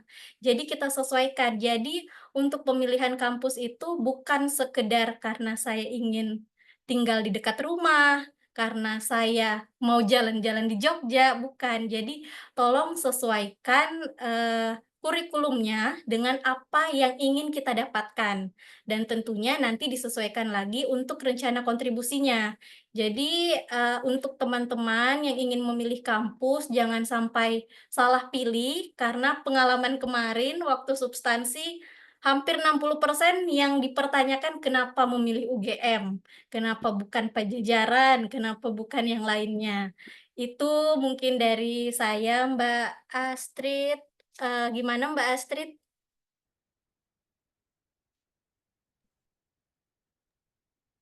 Mantap, Kak. Terima kasih, Kak. Oke, Bagi sama-sama. pembelajaran juga. Oke. Mungkin itu tadi 3 pertanyaan dari para peserta. Selanjutnya di sesi selanjutnya kita buka sesi tanya jawab lagi, tapi mungkin kita akan membacakan pertanyaan dari kolom chat ya. Yang pertama ada dari bentar. Ada dari Muhammad Nasir. Permisi Kak, mau tanya, untuk pembiayaan dari LPDP doktoral saat masuk tahun keempat bagaimana ya? Itu untuk pertanyaan yang pertama. Selanjutnya, izin Kak, alasan lebih memilih di luar negeri kenapa? Dan untuk persiapannya kira-kira berapa lama? Itu untuk pertanyaan yang kedua. Selanjutnya mungkin pertanyaan yang ketiga ada rencana kontribusi kalau tujuannya menjadi dosen, jawab dosennya saja kah atau bagaimana? Nah, mungkin itu 3 pertanyaan dari teman-teman di Zoom chat. Yang pertama mungkin mengenai pembiayaan doktoral di semester di tahun keempat bagaimana? Mungkin kepada Mbak Fidelita saya persilahkan. Oke, terima kasih. Jadi sesuai yang sudah disampaikan oleh LPDP ya, jadi ini sesuai yang saya baca di websitenya, itu memang maksimal adalah 48 bulan. Jadi kan terakhir ya di tahun keempat, harusnya kan 3 tahun ya teman-teman, 36 bulan. Di tahun keempat ya untuk kalau sekarang kan UKT kan tetap dibayarkan, tapi kalau menurut saya alangkah lebih baiknya di 3 tahun itu sudah diselesaikan teman-teman, karena LOG kita ya itu yang benar-benar letter of guarantee yang dijamin ya oleh LPDP itu hanya 3 tahun, 36 bulan. Jadi benar-benar yang keluar di surat yang ditandatangani oleh Pak Dwi Larso itu karena ada aturannya ya teman-teman itu hanya 3 tahun saja. Nah setelah itu teman-teman diminta untuk mengurus lagi daripada ada pengurusan dan lain sebagainya ya itu takutnya karena nanti lumsung dimintanya. Jadi teman-teman bayar dulu nanti diganti sama LPDP. Nah daripada seperti itu kan lebih baik ya teman-teman lebih enak kan kalau sekarang kita itu benar-benar universitas, kalau saya kan di UNER, itu UNER berurusan sama Kemenkeu. Jadi saya tidak perlu memintakan uang SPP saya gitu ya ke LPDP terus saya bayar ke UNER. Itu nggak perlu seperti itu. Ya, ini kan lebih mempermudah kita karena harapannya kan dari LPDP kita itu udah dimudahkan dari sisi finansial, difasilitasi, ayo deh lebih semangat lagi. Jadi kalau S3-nya by research seperti saya di UNER, ya kita harus benar-benar bisa menata timeline-nya kita. Yang dicari LPDP itu karena benar-benar yang clear ya. Sekali lagi ya, teman-teman yang tadi Mbak Anas juga sudah sampaikan gitu ya. Jadi benar-benar tahu tujuannya, risetnya seperti apa, risetnya visibility atau enggak, kemudian juga secara lab dan lain sebagainya itu diperhitungkan kalau bisa 3 tahun. Setelah itu kalau setahu saya langsung ya. Jadi teman-teman bayar dulu dan itu pengajuan belum tentu ada di ACC atau enggaknya itu kita masih pengajuan di aplikasi beasiswa. Seperti itu Mbak Nada. Baik, untuk Kak Muhammad Nasir, apakah masih ada di Zoom? Gimana, Mas? Oke, mungkin kita next ke pertanyaan yang selanjutnya, yaitu izin Kak, kenapa memilih di luar negeri dan persiapannya seberapa lama? Mungkin kepada Mbak Anas dipersilahkan. Oke, baik, terima kasih. Mungkin nyambung dengan yang selanjutnya juga ya. Tadi ada yang nanya tentang kenapa sih ke luar negeri gitu. Sebenarnya itu ego pribadi saya sih. Saya kepingin belajar di luar negeri karena dengan belajar di luar negeri, di khususnya di negara-negara yang lebih maju, saya bisa belajar lebih dari yang ada gitu. Misal di UK sendiri. Dari dulu saya memang pingin gitu kan ke UK dan gimana sih caranya.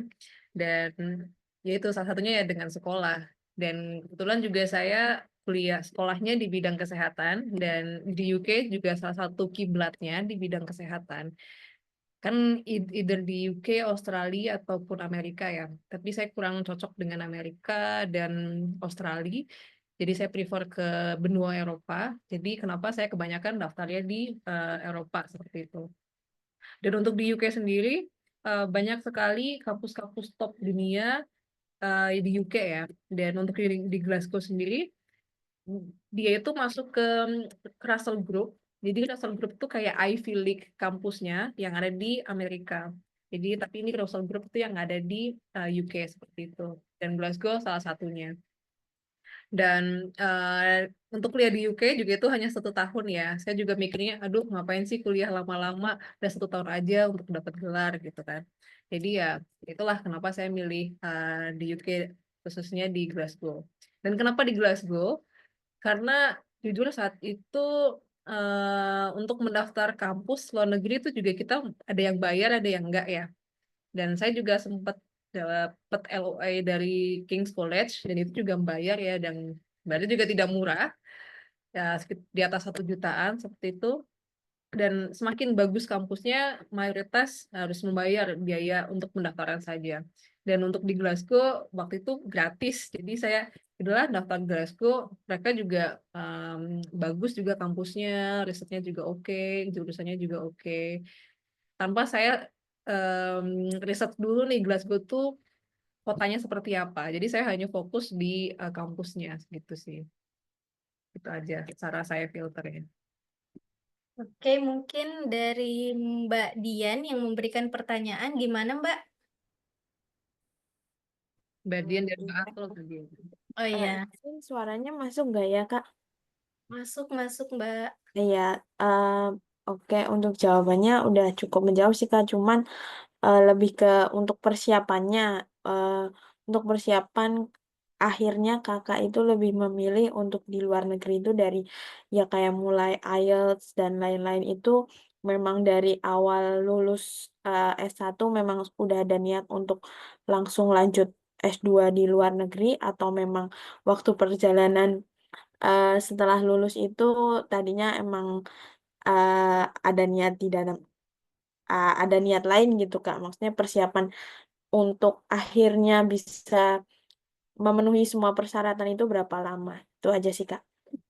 Oke, ya, terima kasih ya. Jadi memang dari lulus S1 saya kepingin nanti kalau kuliah di luar negeri gitu, karena saat S1 juga saya pengalaman juga untuk exchange juga di luar negeri, jadi kayak keterusan gitu kan, aduh kayaknya di sana enak gitu. Untuk durasi berapa lama ya? Kalau dihitung dari 2019 sampai 2023 itu juga lama ya, 4 tahun. Tapi untuk belajar IELTS, saya persiapannya 3 bulan. Ya, saya 3 bulan saya ngambil les aja untuk mocking test speaking sama writing. Karena di 2 skills itu saya masih ragu-ragu ya. Kita juga butuh feedback dari orang. Jadi saya les sekitar 1-2 bulan, langsung ambil IELTS, ya alhamdulillah langsung lolos gitu. Kemudian untuk LOE sendiri, khusus di UK ya, biasanya mereka akan open admisi itu di mulai spring, itu April, Mei, mereka sudah mulai bukan, dan pengumumannya biasanya 1 bulan lah maksimal untuk decisionnya yes or no, dapat LOE atau enggak. Jadi bisa dikatakan satu semester untuk mempersiapkan kampus, 1 semester untuk mempersiapkan bahasa Inggrisnya. Jadi 1 tahun lah kira-kira. Gitu, Mbak Dian, semoga menjawab. Gimana Mbak Dian? Ya, Kak. Terima kasih jawabannya. Oke, selanjutnya pertanyaan yang ketiga tadi mengenai rencana kontribusinya kalau tujuannya menjadi dosen. Jawabnya dosen saja kah? Mungkin saat substansi nanti ya dan juga di esai. Mungkin bisa dibantu yang pertama dari Mbak Fedelita dulu.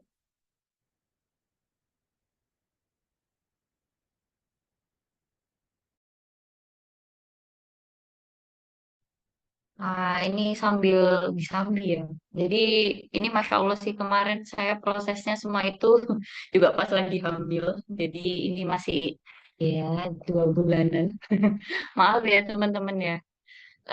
Kalau menurut saya itu ketika ditanya rencana kontribusinya jangan hanya terfokus dengan profesi yang akan teman-teman tempuh saja. Jadi setelah lulus dari apapun itu ya magister atau doktoralnya juga kita kontribusi nyatanya ke masyarakat juga seperti apa sih? Nah itu juga penting banget teman-teman. Jadi kalau profesi saja itu sepertinya kurang meyakinkan dari pengujinya juga gitu. Yang memang pasti untuk publikasi dan lain sebagainya. Mungkin dibantu yang lainnya. Mungkin Mbak Anas ada tambahan, Mbak. Oh iya, dari saya saat itu untuk yang interview yang kedua, saya tidak menyebutkan saya kepingin jadi apa ya. Kebetulan saya saat itu menyebutkan saya ingin berkontribusi di bidang riset seperti itu. Dan interviewnya juga menanyakan, oh kamu nggak kepingin jadi dosen gitu kan? Dosen juga kan ada riset gitu. Kemudian saya menjelaskan, iya memang dosen salah satu tugasnya ada riset, tapi mereka beban kerjanya sangat tinggi ya, dan mereka juga tidak fokus di riset. Jadi saya menjelaskan lagi karena saya kepingin di bidang riset, makanya apapun itu pekerjaannya yang berkaitan dengan riset ya akan saya lakukan gitu.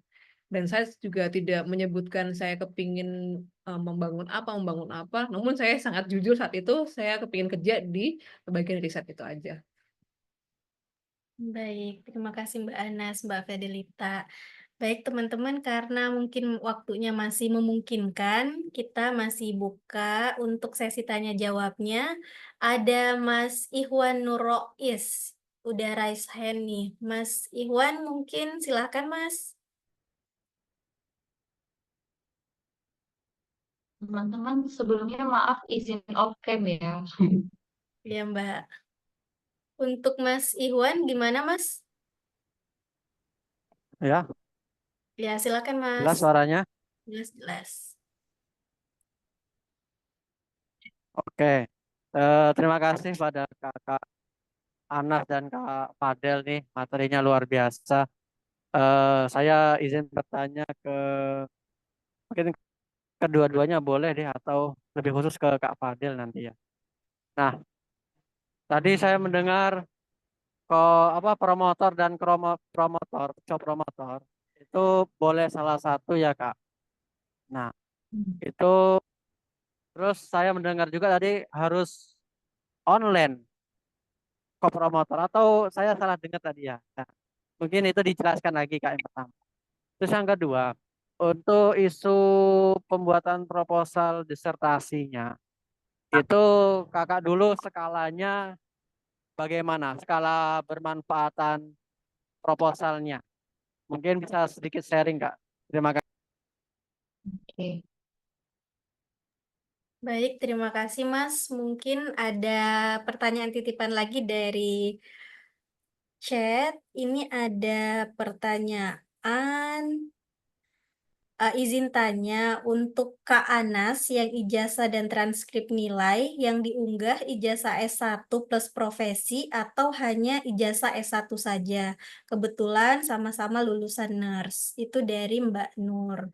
Selanjutnya, pertanyaan yang ketiga, untuk Mbak Anas. Selamat malam Mbak Anas dari Atul. Terima kasih atas presentasinya yang sangat bermanfaat. Mau tanya Kak, gimana caranya Kakak untuk akhirnya memutuskan Glasgow ini? Filtering kampusnya hingga mentepin kampus pilihannya itu gimana? Karena kan kalau untuk luar negeri itu termasuk banyak banget pilihan univnya. Apakah filtering dari tiap benua dulu atau ke jurusannya? Mungkin tadi sudah dijawab ya sekalian. Berarti masuk ke pertanyaan Mas Ihwan ke Mbak Fedelita dulu. Silahkan Mbak. Mengenai promotornya dan juga itu online apa tidak dan isu terkait proposal disertasinya kebermanfaatannya gimana? Silahkan Mbak. Oke. Untuk yang promotor, kalau sejauh ini yang ada di buku itu udah dikasih kayak suratnya ya, jadi bisa langsung diupload setelah sudah ditandatangani ketersediaan dari promotor atau calon kopromotornya. Kalau yang surat rekom yang saat ini diunggah online. Wait, wait.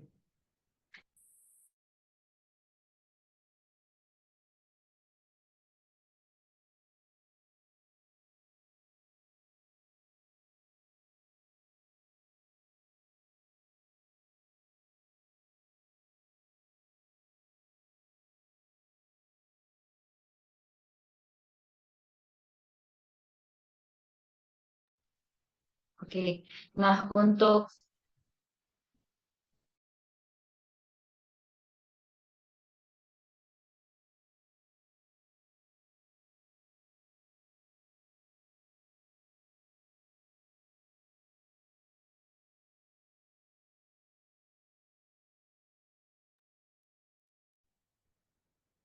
Oke, mungkin Mbak Fedelita, kita skip dulu jawaban dari Mbak Fedelita ya. Pertanyaan untuk Mbak Anas tadi mengenai transkrip nilai profesi dan juga S1 itu gimana? Iya, Silakan. oke Mbak. Untuk transkrip dan ijazah saat itu saya mencantumkan dua-duanya ya, jadi di merge aja dua-duanya. Entah itu transkrip maupun ijazahnya di merge aja. Oke, jadi itu jawaban dari Mbak Anas mengenai transkrip nilai S1 dan juga profesi nurse-nya. Untuk pertanyaan selanjutnya ada Mas Raden yang raise hand. Silakan Mas Raden. Baik, terima kasih Kak.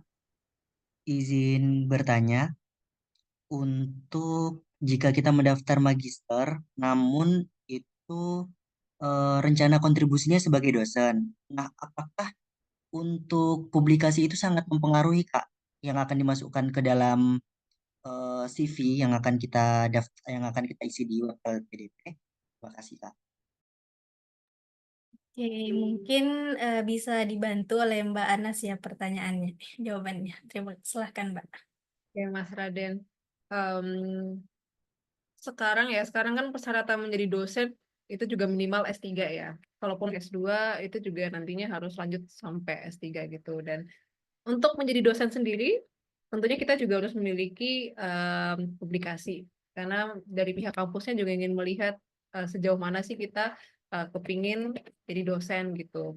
Karena kan dosen juga nanti ada tuntutan untuk publish paper seperti itu.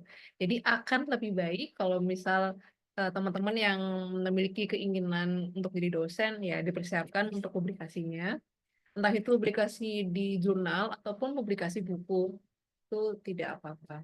Namun kalau misal memang belum ada, ya kita jelaskan aja, ya memang saat ini saya belum ada, tapi saya saat ini sedang belajar atau saat ini saya sedang menulis riset tentang ABCD seperti itu. Jadi selalu ada nggak alasannya gitulah. Kalau kita nggak ada, kita tutupin dengan hal yang lainnya. Gitu. Oke, gimana Mas Raden? Baik, terima kasih Kak. Cukup jelas jawabannya. Terima kasih banyak Kak Anas. Mungkin nanti akan ditambahkan juga oleh Mbak Fedelita mengenai pertanyaan dari Mas Raden. Untuk Mbak Fedelita, apakah udah bisa Mbak? Iya, oke. Nanti sambil off cam dulu ya. Iya, Maaf baik. ya. Lanjut yang dari pertanyaan Mas Ikhwan tadi untuk kebermanfaatan dari proposal kita. Nah, itu sebenarnya kan untuk formatnya sangat mirip ya dengan proposal disertasi yang juga akan kita cantumkan ketika daftar S3. Nah, untuk kebermanfaatannya sendiri itu seberapa luas, itu monggo disesuaikan dengan penelitiannya teman-teman. Nah, kalau bisa, kalau yang saya pelajari ya, yang saya pelajari dan juga dari sharingnya teman-teman yang sudah awardee, itu eh, kejelasan dari penelitian itu hasilnya. Jadi entah mungkin nanti kalau saya sendiri ya, ambil case-nya dari diri saya sendiri aja, itu di kesehatan reproduksi. Nah, saya juga mengambilnya itu menilai olahraga ya. Bagaimana sih efek dari olahraga ke fertilitas dari pria. Nah, itu apakah bisa diaplikasikan setelah penelitian? Nah, itu sih yang benar-benar sepertinya akan dilihat ya oleh para juri audiens yang nanti yang akan mengaudiensi kita seperti itu. Nanti seberapa luas dan lain sebagainya itu tergantung dari teman-teman. Nah, apalagi kalau yang sudah cinta riset ya, entah nanti itu teman-teman dari publikasinya, nah nanti juga akan berdampak pada perubahan dari Indonesia sendiri, mungkin yang dari sistem politik atau ya yang lainnya gitu ya, bidang yang lain selain kesehatan. Nah, itu monggo disesuaikan dari peneliti. Intinya memang outputnya itu jelas, teman-teman. Kayak gitu ya. Jadi kalau saya sendiri kan olahraga yang berdosis gitu atau physical exercise. Nah, jadi ketika nanti penelitian itu selesai di masyarakat, harapannya bisa digunakan oleh bapak-bapak yang males untuk ngecekin kesuburannya karena mungkin malu dan lain sebagainya. Oke deh, kamu renang aja tapi dengan dosis sekian. Nah, gitu. Jadi ada kejelasan itu. Nah, itu yang diminta ya ketika nanti akademisi yang menilai. Yang tadi sesuai yang saya sampaikan ya di tes substansi kan ada 3 orang. Itu sih Mbak Nada. Kalau yang Mas Raden tadi apa ya? Tadi kayaknya saya ke skip sedikit. Mas Raden tadi mengenai untuk jadi dosen, katanya apakah sangat berpengaruh terkait publikasi-publikasinya atau gimana, Mbak? Oh, oke, oke. Ini nggak cuma jadi dosennya aja ya, teman-teman. Waktu nanti kita juga seleksi S3, nah itu juga akan ditanyakan publikasinya. Dari pengalaman publikasi itu, nah karena ada hubungannya ya, ketika kuliah doktorat itu kan nanti, ini tergantung kampusnya masing-masing sih. Kalau saya di UNER itu diwajibkan nanti sudah publikasi 3 jurnal terindeks Scopus, nah kayak gitu. Oleh karena itu, dari pengalaman kita sudah publikasi atau juga dalam proses publikasi itu juga akan tersirat ya, secara tersirat itu dinilai kita itu kesiapannya sebagai calon mahasiswa, calon penerima beasiswa itu seperti apa, kayak gitu. Dan jangan malu ya teman-teman. Saya dulu juga karena saya kan agak menyimpang ya, apa ya, agak nyeleneh ya. Jadi baru jadi dosennya itu setahunan. Nah, setahun 2 tahun dan itu di kampus yang beda sama domisili. Nah, otomatis kan saya nggak diikutkan penelitian, nggak apa gitu. Jadi ketika ada kesempatan ya teman-teman untuk seminar atau mungkin dipublikasi apapun itu dari masyarakat umum, kalau bisa sih ikut teman-teman. Jadi prestasi sekecil apapun itu, kalau ada kesempatan, meskipun kita mungkin belum ditakdirkan punya profesi yang sitel gitu ya teman-teman ya. Tapi teman-teman pingin nih kuliah terus, lanjut lagi S3. Udah nggak apa-apa teman-teman, ikut aja. Apapun itu ada perlombaan apapun, video competition, poster competition, terus yang dapat proceeding meskipun dari masyarakat umum. Itu sih saran dari saya gitu ya, masukan-masukan. Gitu Mbak Nada. Baik, terima kasih Mbak Fidelita, Mbak Anas atas jawaban yang telah diberikan. Mungkin karena masih ada sedikit waktu, saya berikan kesempatan kepada Mbak Arum dan juga Mas Gifari. Mungkin Mbak Arum terlebih dahulu ya. Silakan Mbak. Baik, terima kasih Kak sudah diberikan kesempatan lagi. Saya mau tanya kepada Kak Fedel, kalau gini jadi Kak Fedel, saya tuh kan saat ini sebagai dosen, tapi saya ini meneliti, sorry, menghasilkan jurnal penelitiannya ini jaraknya itu agak jauh gitu Kak. Jadi ada jeda dari sebelumnya itu 2015 sampai ke sekarang gitu. Jadi 10 tahun ini nggak menghasilkan jurnal. Nah, ini nanti kalau saya ditanya, jedanya kok lama banget gitu menurut kakak-kakak ini ya, Kak Fadel dan Kak Anas, ini saya harus jawabnya gimana yang bijaksana gitu Kak, yang aman tuh seperti apa ya Kak ya? Karena kan risetnya kok cuman ini hanya ada 3 umpamanya seperti itu dan jedanya kok lumayan lama. Kayak gitu ini bagaimana ya Kak ya? Terima kasih Kak sebelumnya. Baik, terima kasih Mbak Arum. Mungkin langsung ke pertanyaan dari Mas Gifari. Silahkan Mas Gifari. Ya. Halo Kak Anas sama Mbak Fidelita. Ya, jadi dari aku mungkin izin bertanya terkait dengan riwayat publikasi. Jadi kebetulan aku itu ada satu publikasi yang baru banget di akhir Januari kemarin accepted. Apakah itu bisa aku lampirkan sebagai berkas di pendaftaran atau baiknya hanya yang sudah publish saja, Kak? Terima kasih. Baik, terima kasih Mas Gifari atas pertanyaannya. Mungkin Mbak Fidelita untuk menjawab pertanyaan dari Mbak Arum. Silahkan Mbak. Oke, terima kasih juga untuk pertanyaannya. Nah, ini biasanya juga case-case yang dialami oleh ini ya teman-teman. Kadang kan dosen itu iya sih kita memang dituntut penelitian, tapi kayak nggak semua pun akan diajak bareng gitu loh penelitiannya, ya kan. Nah terus juga mungkin ada beberapa yang kita ya ini masih di Indonesia gitu ya teman-teman ya. Ada kayak kelompok-kelompokan dosen gitu loh.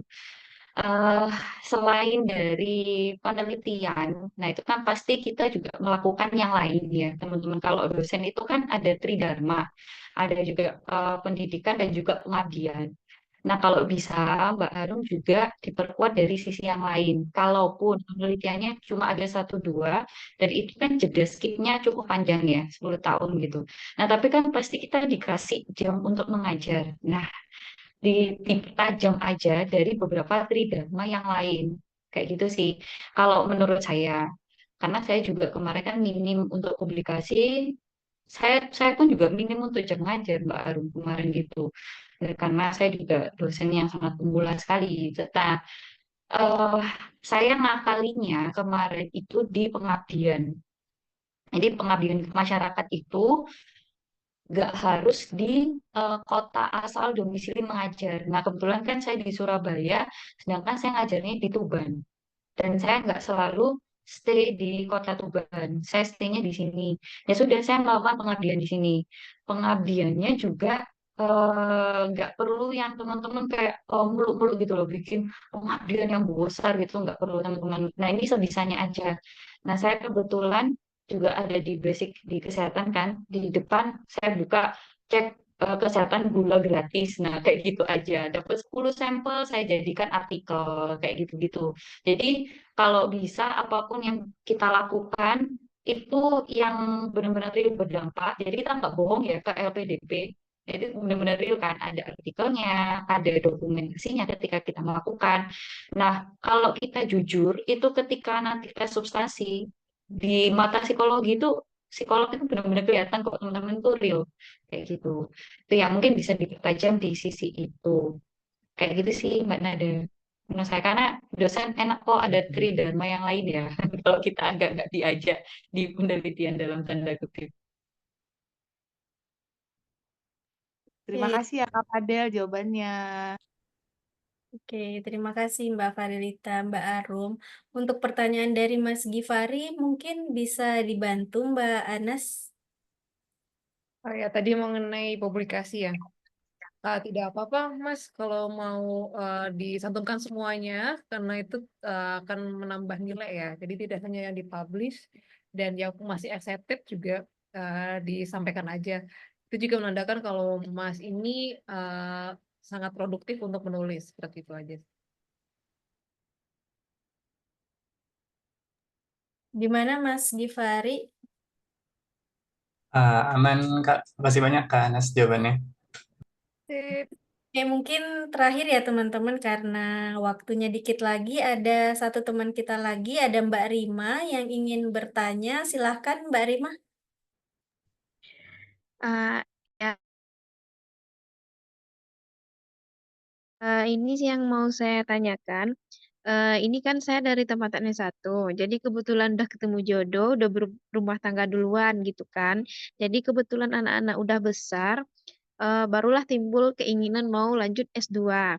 Jadi kira-kira kalau menurut Mbak Fadel boleh atau Kak Anas juga boleh, kira-kira esai saya itu gimana arahnya nanti? Apalagi saya kan ibu rumah tangga, kerja pun belum dapat. Kemudian pengalaman pun ya pengalaman dari S1 aja dulu kan Kak. Jadi nanti esainya yang lebih trik dan tipsnya yang lebih tepat itu nanti gimana Kak? Arahnya gimana nanti Kak untuk buat esainya? Terima kasih.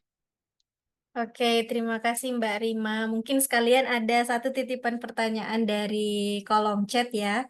Ada Mas Rifai Abdul Karim. Pertanyaannya, izin tanya Kak, terkait rencana kontribusi saya, ini agak dilema antara mau ke guru atau dosen.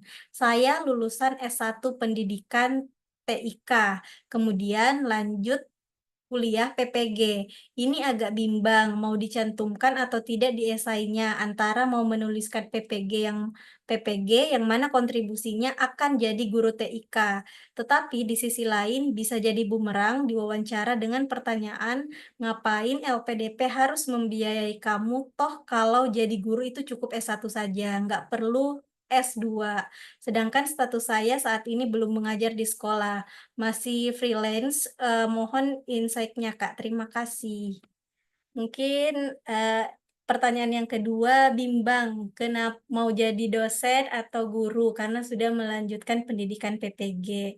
Mungkin pertanyaan yang tadi Mbak Rima boleh dibantu jawab Mbak Fedelita dulu ya. Oke. Sama-sama Mbak Rima, terus dulu ya kita sama-sama ibu-ibu juga.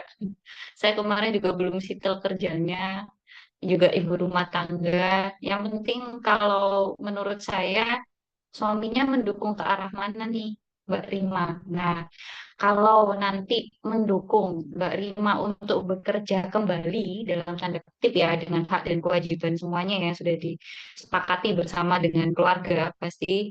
Nah, itu mulai sekarang ya kalau bisa atau sekarang sudah siap-siap ya alhamdulillah kalau sudah ready semuanya. Kalau mau ikut yang batch selanjutnya juga monggo. Nah, itu eh, di ini ya way-nya itu atau jalannya itu benar-benar Mbak Rima susun mulai sekarang.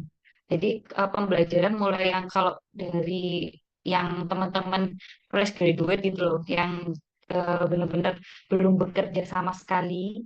Nah, itu teman-teman tuliskan di IC itu kontribusi secara nyatanya nanti setelah lulus itu seperti apa dan jalannya untuk menuju ke itu seperti apa kayak gitu meskipun kita ibu rumah tangga atau apapun itu, pasti kita itu akan berdampak ya.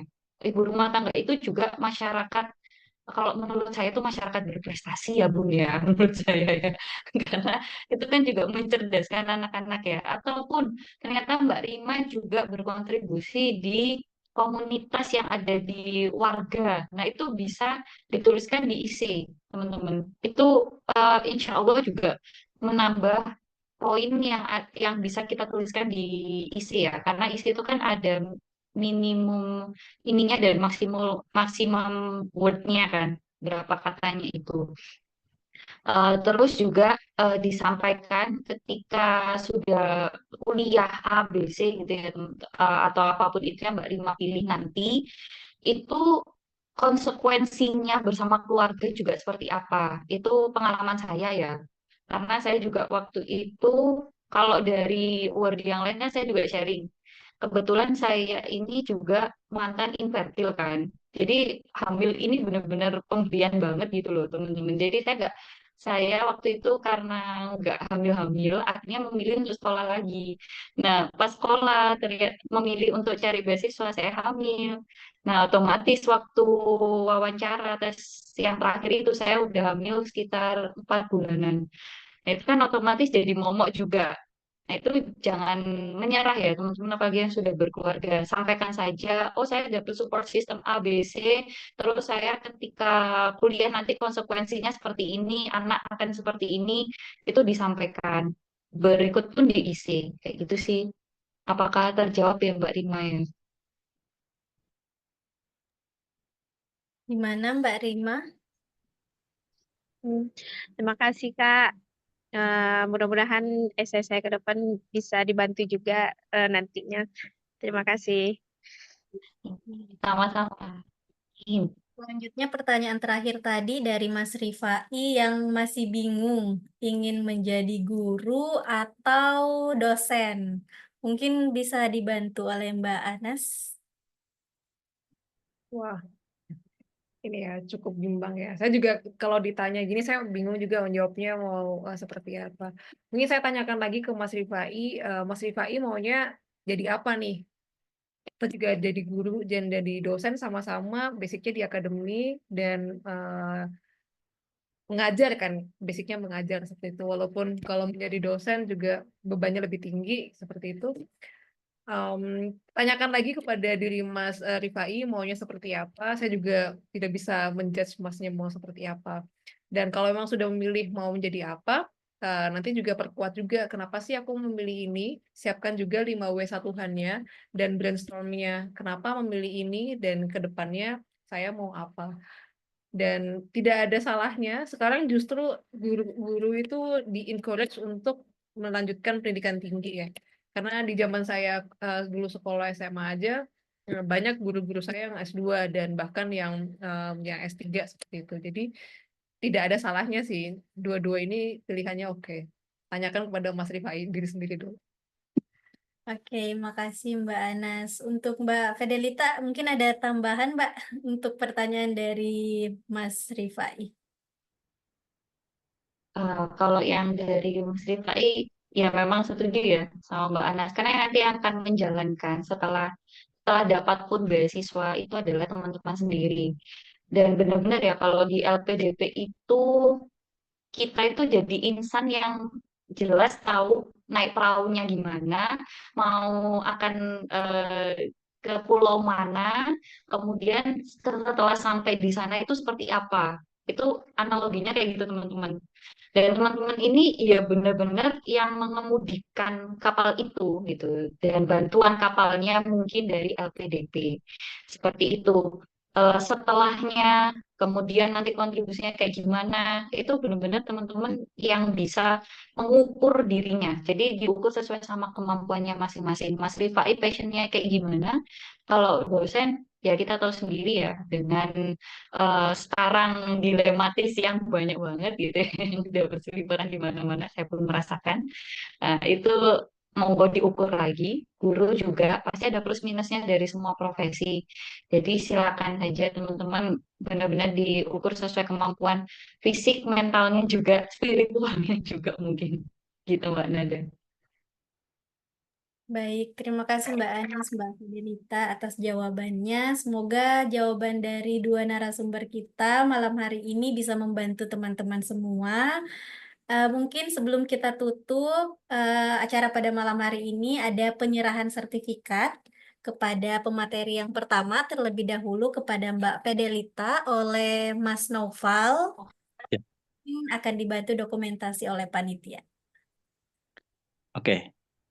Sebelumnya saya ucapkan banyak terima kasih kepada Mbak Fidelita yang sudah meluangkan waktunya di malam hari ini untuk memberikan materi yang sangat wah sekali nih.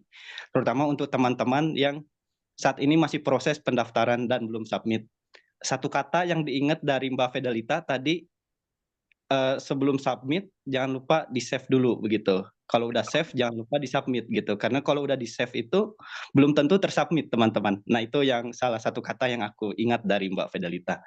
Nah, Mbak Fidelita sebagai bentuk apresiasi dari pihak Gentari pada acara malam hari ini, saya dari perwakilan Gentari sekaligus founder Gentari memberikan sertifikat penghargaan kepada Mbak Fidelita karena dedikasinya untuk memberikan materi yang sangat luar biasa sekali malam hari ini.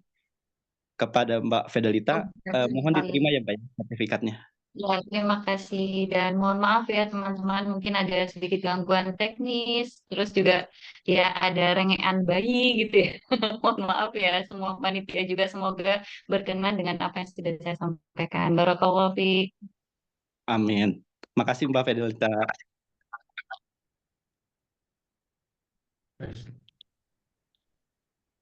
Selanjutnya mungkin pemberian sertifikat kedua mungkin bisa dilanjutkan oleh moderator. Terima kasih Mas Naufal. Selanjutnya pemberian sertifikat kepada pemateri kedua kita, Mbak Anas, yang akan diberikan oleh Mbak Uma. Halo Mbak, suara saya kedengaran? Iya, kedengaran dengan jelas. Oke, selamat malam Mbak Veronica, pemaparan yang sangat keren. Saya ucapkan banyak terima kasih kepada Mbak Veronica yang sudah memberikan materi yang sangat luar biasa buat teman-teman semua. Apalagi perjuangan yang dilalui oleh Mbak Veronica ini merupakan pelajaran yang sangat luar biasa yang bisa dicontoh oleh teman-teman bahwasanya kita nggak boleh menyerah. Ketika sudah waktunya, maka semua apa yang menjadi jalan kita itu akan terwujud. Kemudian juga buat teman-teman ini ya apa namanya contoh Mbak Veronica, jangan pernah menyerah gitu. Gapai segala mimpi yang kalian ingin gapai gitu. Ini Mbak, kita dari tim Gentari ada sertifikat, mohon diterima ya Mbak sebagai bentuk apresiasi kami terhadap materi yang sangat luar biasa yang telah disampaikan Mbak Veronica. Kemudian mungkin hanya ini ya Mbak dari saya, terima kasih. Gentari, semangat teman-teman. Baik, terima kasih Mbak Uma. Baiklah teman-teman, mungkin acara kita malam hari ini cukup sampai di sini. Itulah tadi pemaparan materi yang sangat luar biasa dari narasumber kita yang tentunya juga sangat luar biasa mengenai beasiswa reguler program magister dan juga doktor. Semoga teman-teman yang setidaknya berpartisipasi pada malam hari ini mendapatkan manfaat dari sharing yang telah kami berikan dari Gentari, dan terima kasih banyak juga kepada narasumber kita, Mbak Fedelita dan juga Mbak Anas, yang telah meluangkan waktu dan juga ilmunya untuk berbagi kepada kita semua. Mungkin saya juga secara pribadi memohon maaf dan mewakili para panitia kepada teman-teman peserta, sekiranya pada malam hari ini terdapat kesalahan ataupun kekurangan yang tidak sengaja kami lakukan. Mungkin saya tutup dengan ucapan hamdalah, alhamdulillahirobbil alamin. Sekian dan terima kasih. Wassalamualaikum warahmatullahi wabarakatuh. Sampai bertemu di sharing session selanjutnya, teman-teman. Waalaikumsalam warahmatullahi wabarakatuh. Makasih banyak Mbak Anas, Mbak Fedelita. Ya, terima kasih juga untuk Gentari. Saling mendoakan ya. Siap. Iya, Pak. Terima kasih Mbak Fedelita, terima kasih Mbak Veronica. Dan terima Iya. kasih semua teman-teman yang sudah join ya. Terima kasih juga Mbak Nada. Mantap.